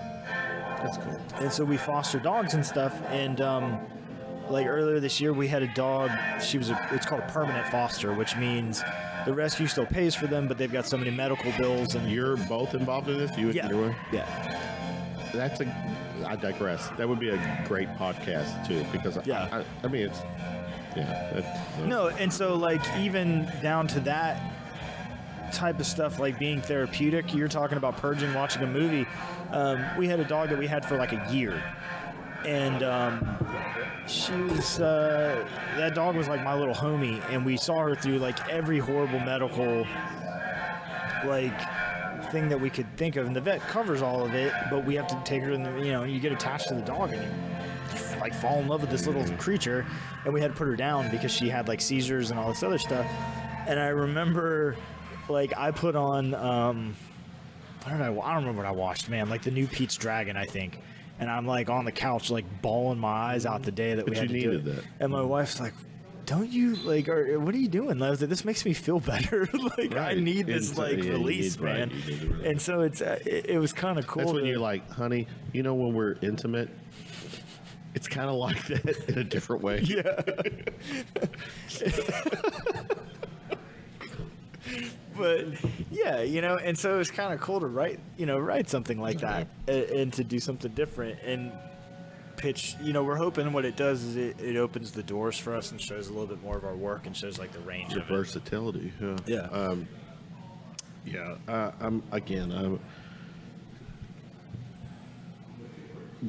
I have such a huge respect and passion now for the film industry. Yeah. My thing is, I've told the Antonios, John, all you guys, you always have an opportunity, a platform to come and shoot the shit. But what's even cool is that we've just talked about it and everything tonight. And we're what, an hour and a half or so. If you want to have like a completely tangential conversation about movies, I'm your guy. You know what? And I tell you, I have talked. I want to try that just once. Where I got to come up with a gimmick name, and it's not going to be a shooting from the lip thing, but it's going to be something that you go back and. The selfish part. Here's the problem. We're not the problem. The concept is that it's what I deem as that's not iconic. Kevin's favorite movies, and I want someone to watch it with me and get their take. I want to see if they see it. If the love is there, exactly. No, and you can blast it. You can, and sometimes actually it would probably make for good podcast if you just like, what the fuck what are you thinking, Kevin? Why do you like this? Well, and I get a lot of that from like, especially like my wife and my friends. Are you and your wife on the same page when it comes to your liking with? Yeah, for the most part, yeah. There's definitely stuff that she's like, no, like, dude, what is going on there? And it's because my like film nerdiness takes over on certain things, and I really do love stuff that I get that people just don't want to watch, and that it's not their attention span. But going back to like my grandma's Japanese, and so I watched a lot of Japanese movies when I was a kid, like old Japanese movies. And recently, because I'm a nerd, there's like, do you know what the Criterion Collection is? So the Criterion Collection goes out and saves good movies, like saves cinema that's like classic cinema. So it's a business or what? Yeah, it's a company called Janus Films, and they go out and they find original prints and they restore them or release them on Blu-rays with all these extras. Cool. Yeah, it's fucking awesome. And don't be wrong, like not everything on it's going to appeal to somebody, but for instance, like one of the things that I love is that they went out and Akira Kurosawa is like probably the most famous like Japanese director. He, like Seven Samurai and like Yojimbo and all these other movies. And they have prints of all of those, and it's a digital restoration on Blu-ray of those movies, and it's sick. Yeah. And those are movies that I watched when I was a kid with my grandma. But so they released a streaming service now, so where you can go watch all the Criterion releases with all the interviews, with all the extras and shit. What's the service? It's just a Criterion channel. It's like $10 a month or something. Okay. All right. And so I got that, and the first day I had it, I popped up Seven Samurai. And Seven Samurai. Did you cry through that too? I did. Because a little sissy. I'm serious, man. Because there's a part. I love you though. I don't know if you've ever seen Seven Samurai or so like Magnificent Seven ripped off Seven Samurai. So the same plot is there. Okay. So it's like poor farmers hire mercenaries to help them protect their village from worse people, right? Okay. So in Seven Samurai, though, there's a part where this one of the samurai is the orphan child of farmers who, like, his village was killed when he was a kid, and he grew up And this is Japanese. This is Japanese. Right? Yeah, Japanese, like 1950 something. So that's the concept of the whole. Yeah. It's Japanese. Restoration. Yeah. Well, no. It's just everything. Okay. It's every type of movie ever. But this particular one they did, and there's a part where he goes, where the like samurai are pissed off because like they say like, well, the farmers probably have more money that they're just keeping from us and all this other shit. And he goes on this rant. He's like, yeah, like farmers are resourceful and they have to hide all these things. And he's like, it's because like assholes like you came in and stripped them of everything to where they had to learn how to do that. And he goes off on this thing, and I was just like, yeah, you know what I mean? Like I had this like moment. It was so stupid, but I was like, yeah, you assholes, you know what I mean? And so, but it was funny because it's a 3-hour movie. It's got an intermission built into it, and it's the original intermission with like Japanese characters. And like, really? Yeah, wow. It was so fucking cool, man. I was like, man, I wish I was watching this in a theater. And my wife came in, and I remember at one point she goes, "Is this still the same movie?" I said, "Shut up!" Like the big battle scene's about to happen. You be quiet. You know what I mean? She's like, "The battle scene's been coming for 2 hours, man." I was like, "It's called character development. You don't understand." You know? And I was like, I was super upset. And then but so I'll watch stuff like that other people probably find boring or whatever. But it's I'm big into like film culture, and I'm big into. I had a conversation with somebody at work about this. One time I made myself watch the AFI Top 100. Go ahead. Just to see, because you know what I mean. It changes every year, and I was like, I want to watch. You watch the top 100, not every 100 movie. What do you mean? You said wait. So like the AFI has the top 100 films of all time list, right? And they update it every year. Yeah. So you watch that list. I watched 100 movies. That's what I'm getting. You watched all 100. Yeah. Holy hell. Well, okay, to be fair, though, there are plenty of movies on that list that I've seen. Yeah, like okay, Pulp Fiction's on that list. So I've seen Pulp Fiction. Yeah, I didn't rewatch certain stuff I'd seen. But, there were things like... I got you. Citizen Kane, so you watched what you hadn't seen. Yeah. Okay. And just to understand, like, why is that movie considered one of the top of all time? Okay. And there were movies that I would have thought to myself, I would never have watched that. But that's still subjective. But I watched it. Those are subjective polls. They kind of are, but at the same time, it was weird. Were they basing on an opinion or box office number? I think it was opinion. Okay. I think it was just like critically acclaimed movies and stuff. Like, that someone deemed critically acclaimed. Yeah, historically important or something. And like for instance, like Gone with the Wind. I'd never seen Gone with the Wind. I still haven't. I recommend watching it, man. It's a fucking long movie, right? It's like 4 hours. Yeah, it's an epic for sure. Christ. But dude, I watched it. But I say that now. I binge watch Netflix and shit. That's my thing. Yeah. So that was my thing, was actually my impatience for like when people say movies too long. Yeah. I'm like, dude, y'all sat there and told me you just watched 2 seasons of Game of Thrones in a day. Exactly. You know what I mean? Fair enough. Yeah. And then, like, when I went, I remember, like, Blade Runner. So Blade Runner is probably, like, my favorite movie of all time. Is that Harrison Ford? Yeah. And actually, I don't know if I've seen that one. Oh, dude, it's so good. Actually, Blackbird has a ton of, like, Blade Runner influence and, like, not in like any of the action kind of way or anything like that, but in sort of the ideas of like artificial intelligence and like what does consciousness mean and shit like that. But and so Blade Runner 2049 came out, but the second one came out, and with, that's like, Ryan Gosling, and then Harrison Ford comes back and all this other stuff. And I remember being like the way that Steve probably was when Star Wars came out, when Blade Runner 2049 came out. I was like, we were going opening night. We're going to see this fucking movie. And then we're going to sneak back in and watch it. I'm going to watch it again. And so I get in the movie in the same way that the Star Wars movies have a crawl, right? Well, you never seen one, so you don't know.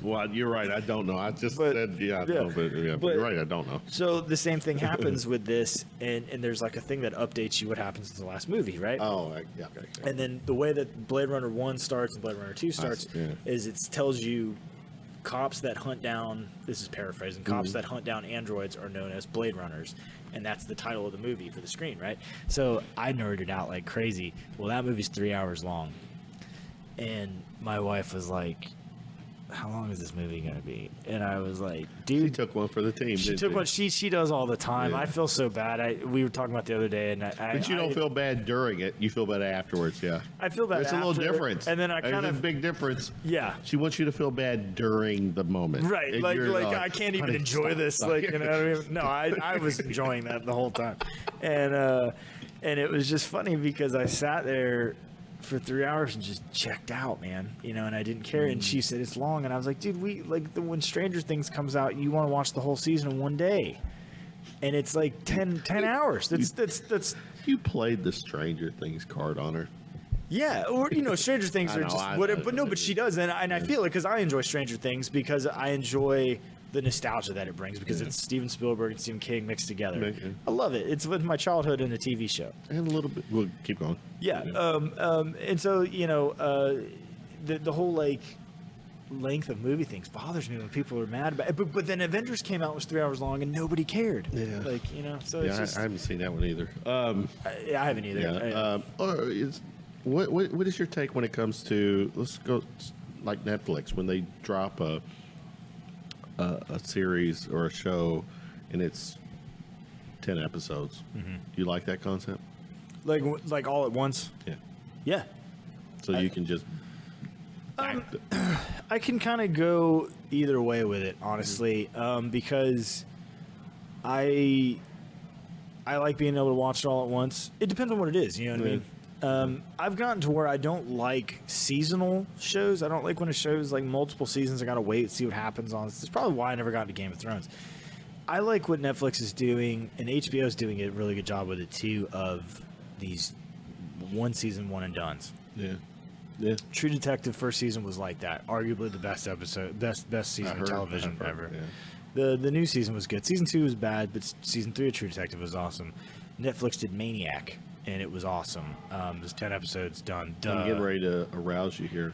I just watched a binge watch last couple of weeks, the new Ultraman. Oh, really? Did you see it? No, I didn't. It's an anime. It's okay. But it's Well, cool. that's what I grew up with. I saw like one kaiju movie when I was a kid. No, but I grew up watched with the an anime. fucking real Yeah. Ultraman. Yeah, the dude in the suit. Yeah, Yeah. the suit, Yeah. Wait a No, minute. He wore a suit? No, I'm joking. That was real. but Yeah, it was very cool. But the Ultraman I had when I was a kid was my grandma got one of our relatives to tape it for me. Oh, okay. So I watched a cartoon of it too, but I didn't know what it's saying, and stuff. I've got all 3 seasons on DVD. Are you digging it, or is it good?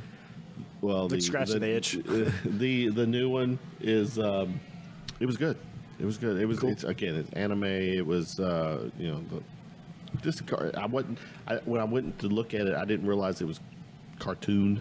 Oh yeah. Yeah. It was good. They did it good. I mean, I think there's a line of that. Like, it doesn't have to be like. But whatever, the Ultraman here in this wasn't 40 feet tall. Yeah. It was just. Oh, he's not yeah, 40 yeah. feet tall. And I like that. That was kind of cool. It was Well, it was a the little one different. I watched, I remember when I was a kid, the cartoon from like the 80s was like he could do whatever. Like he could be our size, but then he could grow if he needed to. I actually didn't watch that one. So I couldn't tell you like much about it, but I'm gonna share it. We were going back and forth, and I've got several things in my head that I want to throw at you. Mentioned your Japanese background, your mother or grandmother, grandmother, yeah, like full Japanese from Japan, Yeah. from Japan, Yokosuka, Japan. Yeah, my mother's from Thailand. Oh, okay. Yeah, so to this day, you'll appreciate this. I like to, my sense of humor. I give her, whenever it's available, I can make it available, use it on YouTube. I'm like, Mom, come over here. And she's what? How is she? 40? She's 70, or 72. I'll break out Full Metal Jacket. And there's that sequence in there. I'm like, for shits and giggles, Mom, just do me a favor. Say, me so horny. $5, $10. And to this day, she goes, why do you keep making me? I'm like, why do you think? Because I think it's funny. It's weird, man. There's like that line of like which is a great movie. Yeah. Oh, absolutely. But it's two different movies in one. It is. Yeah. It's this. It's weird because it starts off funny. Yes. And then it's dark as shit. Yeah. And then it goes back to being kind of funny and Yeah. light, and then it gets dark as shit. Yeah. And it's like It's you a said, it's great too. fucking movie. It just is, man. And it's like And Matthew Modine was just. he just killed her. But he was good in it. But Which then, is Stranger Things. First season, right? Yeah. Yeah. But then Adam Baldwin, who played Animal Mother, Yeah. like. You're Dude, right, yeah. just insane. But it's funny, man. My dad, like I told you, like my dad's taste in movies is he was a history major, so he's war movies, history, like all this other stuff. And he loves Full Metal Jacket. And his favorite sequence to quote in that movie, and you'll get a kick out of this, is the helicopter gunner, because he says, he goes, he's doing the get some, and he's yelling, and then he says, whatever he says, he goes, anybody who runs is VC. Anyone that stands still is a well-trained VC. And then the best part is he says, do you ever shoot women and children? And he says, sometimes. And he goes, how can you shoot women and children? He says, easy, you don't lead them as much. Ain't war hell? And he goes back to it. And for some reason, my dad, like, he and I can speak in movie quotes. And that's one of the ones, like, I'll just text him randomly and I'll say, anyone that stands still is a well-trained VC. Or well-disciplined VC, whatever There it is. was. It's funny you're bringing up that whole history thing. I was in a conversation with someone recently, and he was like, he taught history in high school, something. Okay.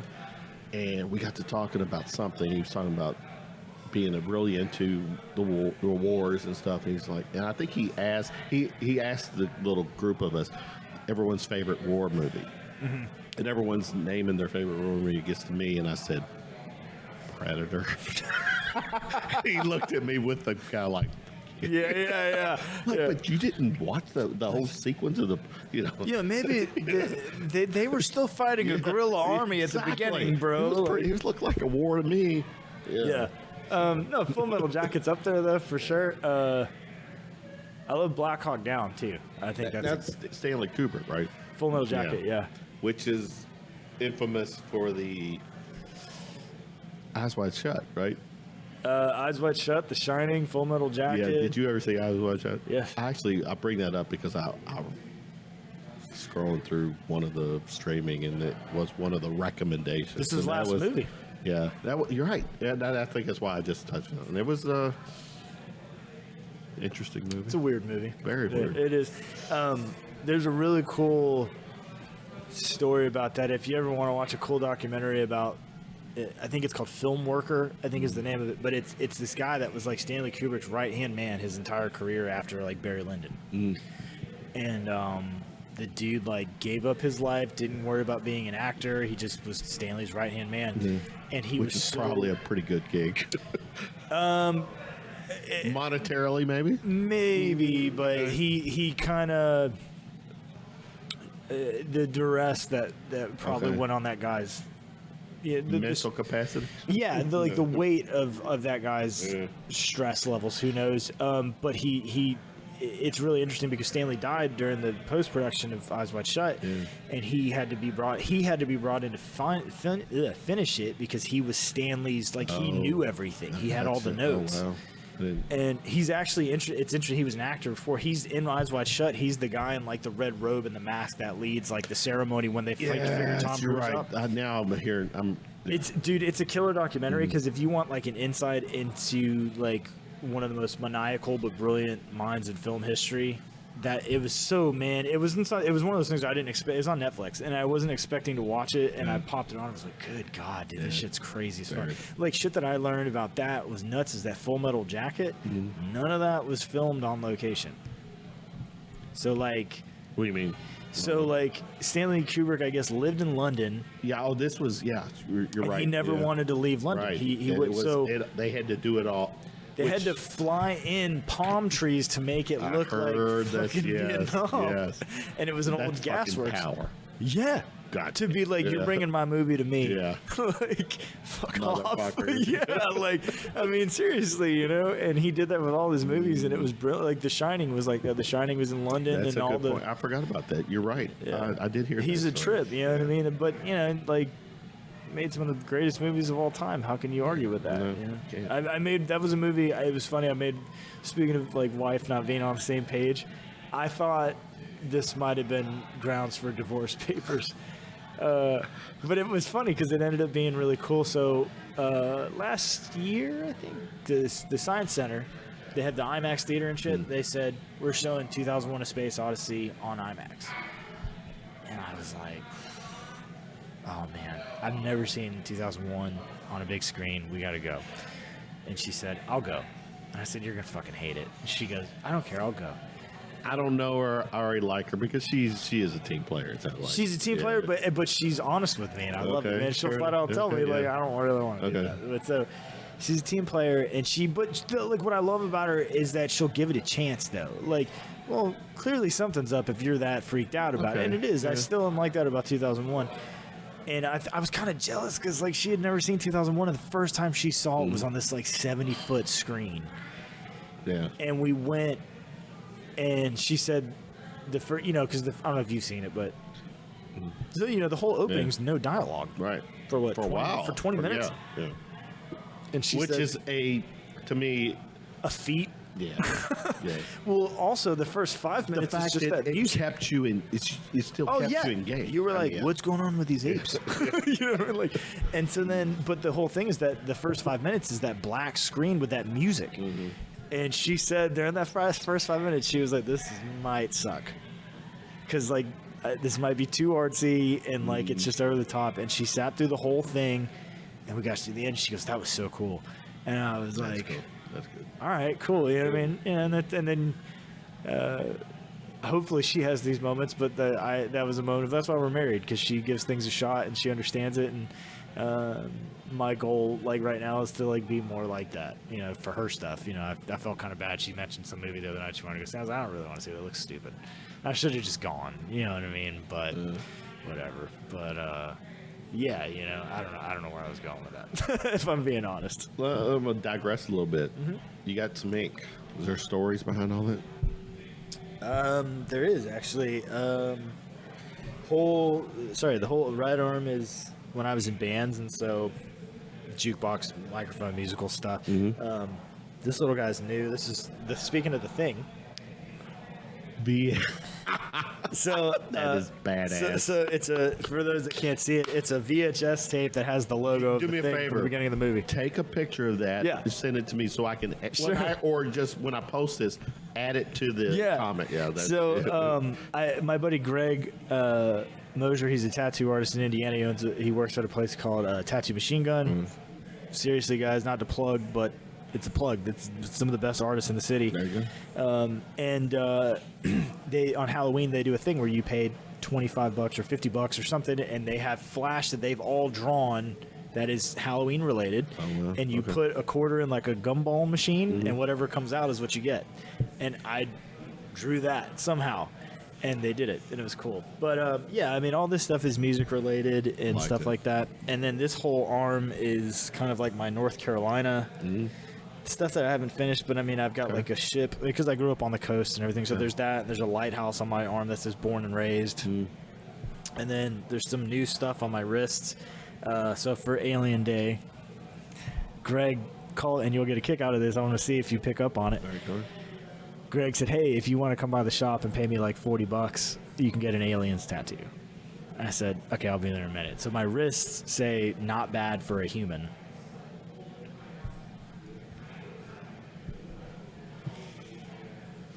I admit I'm fumbling this one. So at the very end of the movie, when Ripley has killed the queen the second time, and Bishop is laying on the ground and he's cut in half and he's so mute, and he looks at her and says, "Not bad for a human." Oh, there you go. And I went in and told Greg, and he just like his face lit up, and he was like, "That's cool." And actually, my friend Alex went with me. He got something really neat. He got Ripley's shoe, like those Reeboks that she's wearing in it, and he got the shoe, and it says "Bug Stomper." on it, and I was like, dude, that's badass. I kind of wish I had thought of that. Yeah, so I mean, this is all I've got though, just my arms and stuff, but Nothing on your lower back or anything. no tramp stamps. Thompson on the lower back. A big tribal star or something. I don't fucking whatever those were. No, it's weird, man. I get these little pieces and stuff like that, and as I get older, I wanted less. The older I get, the less I want to spend money on tattoos and stuff, and I should finish this arm. But also, like, I go in and I'm like, man, this shit sucks. Like, it hurts. Okay, I'm not gonna pretend like I have a pain spots there. Yeah, even this stuff, like my wrist, I went in and Greg started going in. I was like, oh, why did I do this? You know, it's just but I'm a wuss. So I mean, Real quick, we talked a little bit like some sci-fi. We talked some horror and a little paranormal. X-Files fan? Yes. Absolutely. Grew up with that shit, man. Every Friday, dude. Yeah. And then Sundays. Yeah. All right, good. Well, here's the thing. God damn it. I think you're my go-to because I had been toying around the notion of doing another podcast reviewing X-Files episodes. Yeah. So some of the, man, some of my that is my favorite show. All-time favorite. Yeah, I mean, because it did. Though the last 2 seasons, these reboots did not win me over too much. And you might agree with this, you might not, but when the show first started, and it was. I was there September 93. Yeah, like when you were like. I remember that coming on, and my mom was a big Twilight Zone Night Gallery fan, and she was always when it first came on, it gave the impression like these were real. Yeah, that they had based it off real cases. Right, yeah. And I fell in love with it right away with like the Monster of the Week thing because it just explored so many different crazy things. And then when it started the alien mythology, then you were like, oh, that's still my go-to. It absolutely I loved it. Yeah. But my thing was, especially with the reboots and stuff like that, is it would do like the alien mythos, and then they would be like looking for Bigfoot in Montana, and you're like, dude, I don't give a shit about Bigfoot in Montana. I want to know what's going on with the Smoking Man. Yes. You know what I mean? Like, I thought they didn't cover what they did, and then they rushed the whole thing of like what happened to their son and all this, and it bummed me out because it was kind of it's similar to like what happened with like the Twin Peaks reboot. Like it didn't give you any kind of closure. It just was just there. You know what I mean? And like you said, man, every week I was there, dude. Like, and whether it was at my house or I was at like a friend's house watching it or whatever, we were. I've got to find them. You'll get a kick out of it. So somebody was digging around in their son's. My friend of mine, like VHS tapes. No, X-Files like trading cards. Oh, really? Kind of like these things that were like. You know what? I have to go look. Yeah, I might have some of those because I have a box full of X-Files memorabilia. Yeah. And I wonder if I have trading cards. I feel like, like kids that got into horror and sci-fi, a lot of people that was like the conduit. You know what I mean? Or you were into it kind of already, and so like very it was a game changer for it was, and it was doing things that were like cinematic on a TV screen that hadn't been done before. And dude, like, it's crazy because some stuff was super strange and like funny and awkward, and they had these weird things. But there were some episodes of the X-Files. Actually, my wife had never watched it. She's 4 years younger than me. She'd never seen it. So when they put it on Hulu, we watched the whole fucking series, man. FYI, Hulu. I don't know which Hulu version you have, but like I have it through Sprint, so I get the commercials. Oh yeah, or the ads. But now it's on Amazon Prime. Oh, that's right. So you can get it without the commercials. But go ahead. Yeah. She hadn't seen it, and so we were watching. I was watching stuff for the first time probably in 20 years. You know what I mean? And dude, I forgot how fucking scary some of those episodes were. Yeah. What's the one? Is it Home? Is the name of the episode? The cannibals. Or the incestual family, like in the Pennsylvania. The one is under the bed. Yeah, the mom's like on that wheelie cart under the bed. You know, she was on one of the new episodes, by the way. No, really. If you remember watching the new episodes where it was It was like the sister and brother who they played cards and they were killing. Oh, yeah. That's her. Oh, she no is way. Yeah. Look at, yeah. That's cool. Yeah. That's kind of neat. She came, they brought her back just to kind of give a paying respects or that character. Because her character, that's the most controversial episode ever. Because it was dark. It was dark. Way too dark for TV. And Fox never re-aired that. You know, even in syndication and stuff, it never went? When it went into FX for a while, they wouldn't air that. Really? Yeah. That was just. I mean, it was a little like it was incest. I mean, it would. Yeah, I mean, it's funny because like when they remade Hills Have Eyes, and everybody was so shocked by that, and I was like, dude, X-Files did that shit back in ’95. Like, you know what I mean? Like, X-Files. That was yeah. I mean, that's king. When Duchovny left and Robert Patrick, I still liked it. Same. I thought he fucking killed it. Because he was different enough. And he was good. Oh, yeah. Robert Patrick's a fucking good actor. Dude, he is. You know, I was watching a whole thing today about, this is my, because like my day job, I just find shit to do during the day. And I watch like film theorists and stuff, and it was this whole thing about like Terminator 2, and it was talking about how Robert Patrick almost was more menacing in Terminator 2 than Arnold was in Terminator. Yes. Because he was smaller and he just had this like, I don't care. Like he did not care that he was a creep and that he was super weird. And they said that like he said that the scene that really does it is when he walks up and he says he says like, oh, I'm looking for John Connor, and the foster parents say there's another guy looking for him, a big guy on a bike. Is that guy the same thing? He goes, I wouldn't worry about him. And he just walks off, and you're just like, and that part when he rolls up on that motorcycle, and you're just, I mean, it was so cool. Yeah, like, Robert Patrick's the shit. I've had arguments with X-Files fans online and stuff. They just, they couldn't do it. Yeah, they couldn't. No, accept I liked it when it was him and good. What was his character's name? John Doggett. Doggett. Yeah. When Doggett and Reyes became things, I love that. I love Reyes. I love I do Annabeth too. Gish, Yeah, she's good. she's fantastic. You know what I mean? She was just in a show on Netflix called The Haunting of Hill House. I don't know if you've seen that. Yeah, I haven't seen it, but I've heard it. Yeah, good. All right. Probably. I like her. Dude, I love her, and she is a chameleon. She was in X-Files, she was in that, but then she was also in, like, do you remember that movie SLC Punk? No.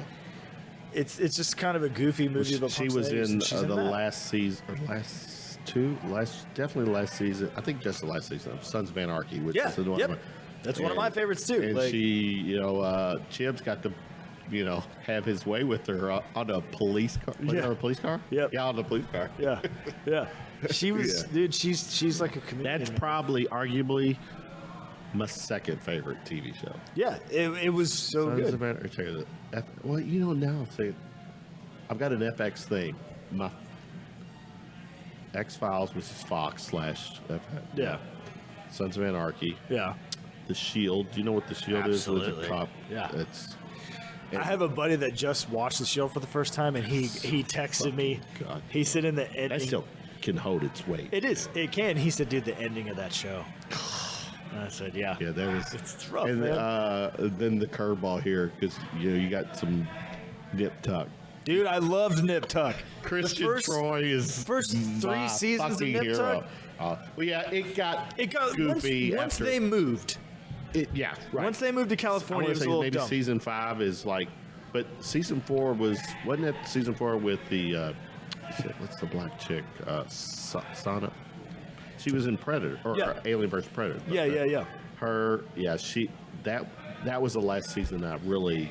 Yeah, and even that I was kind of falling off. I liked the first season was pretty solid. It was solid. It was the whole thing of But them 2 doing the and surgery 3 on was- that gangster's brother.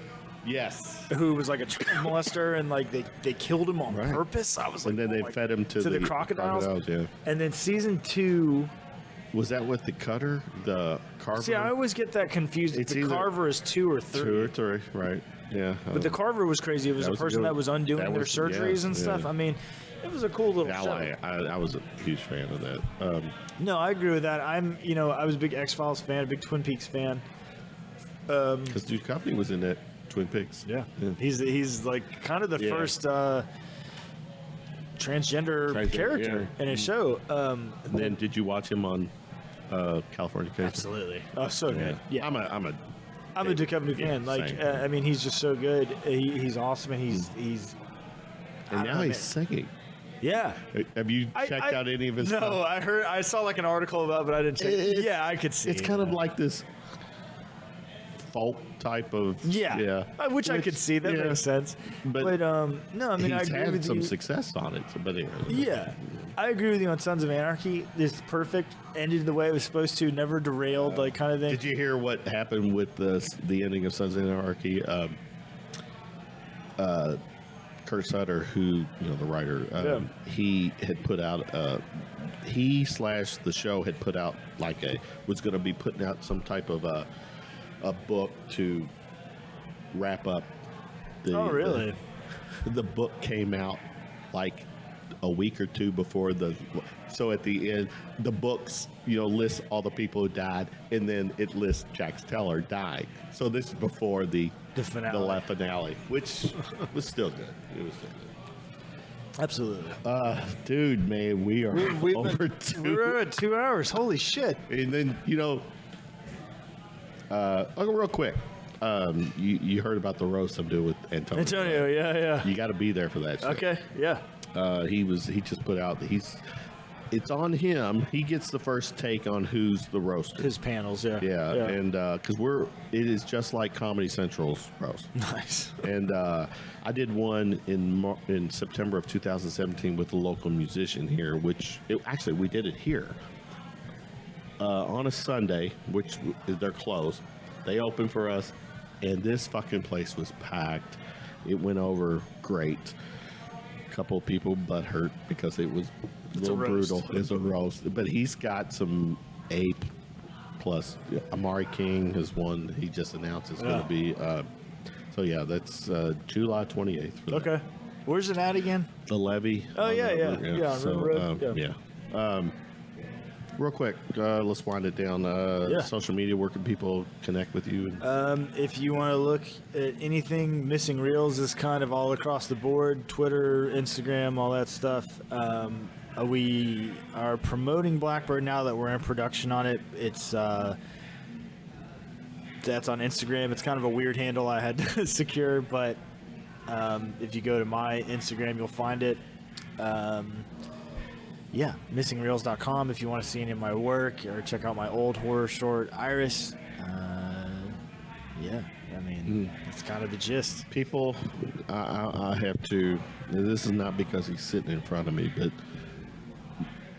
when I do a podcast, this is my go-to podcast. We've just no fucking agenda. Well, I knew we were going to talk black. Well, that was going to come up. Yeah, at least that. Yeah, in your film stuff. Sure. But everything we talked about tonight was off the cuff.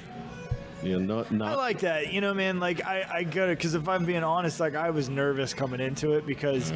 I'm always nervous about interviews and stuff like that, to the point where I've had to turn down interviews because I realized that in the interview my head was shaking uncontrollably because I was freaked out. So, but this was what I wanted out of the podcast. It's not an interview. Yeah. That's just it. I don't like to do interviews. I will to accommodate certain guests, but this is one where it's just free flowing. Yeah, I like it. It was a blast. Yeah. Thanks for hanging out with me, man. Absolutely. We'll do it again. I'm glad. Happy to be back. When you get the movie out, all this, we'll circle back. You are going to. Have you seen Antonio's? I haven't seen it yet. I'm going to go to the premiere. You are going same. I haven't seen it either. I haven't seen it. A lot of people I know have seen it. They're really into it, and you have to go support local. Yeah, definitely support that. I'm supposed to be. I had offered to. Do a red carpet thing, so we'll see how that goes. But looking forward to it. Thanks. Good stuff. Thanks for having me on, buddy. Good stuff. This is a fucking podcast. Mike Thompson. Thanks, bro.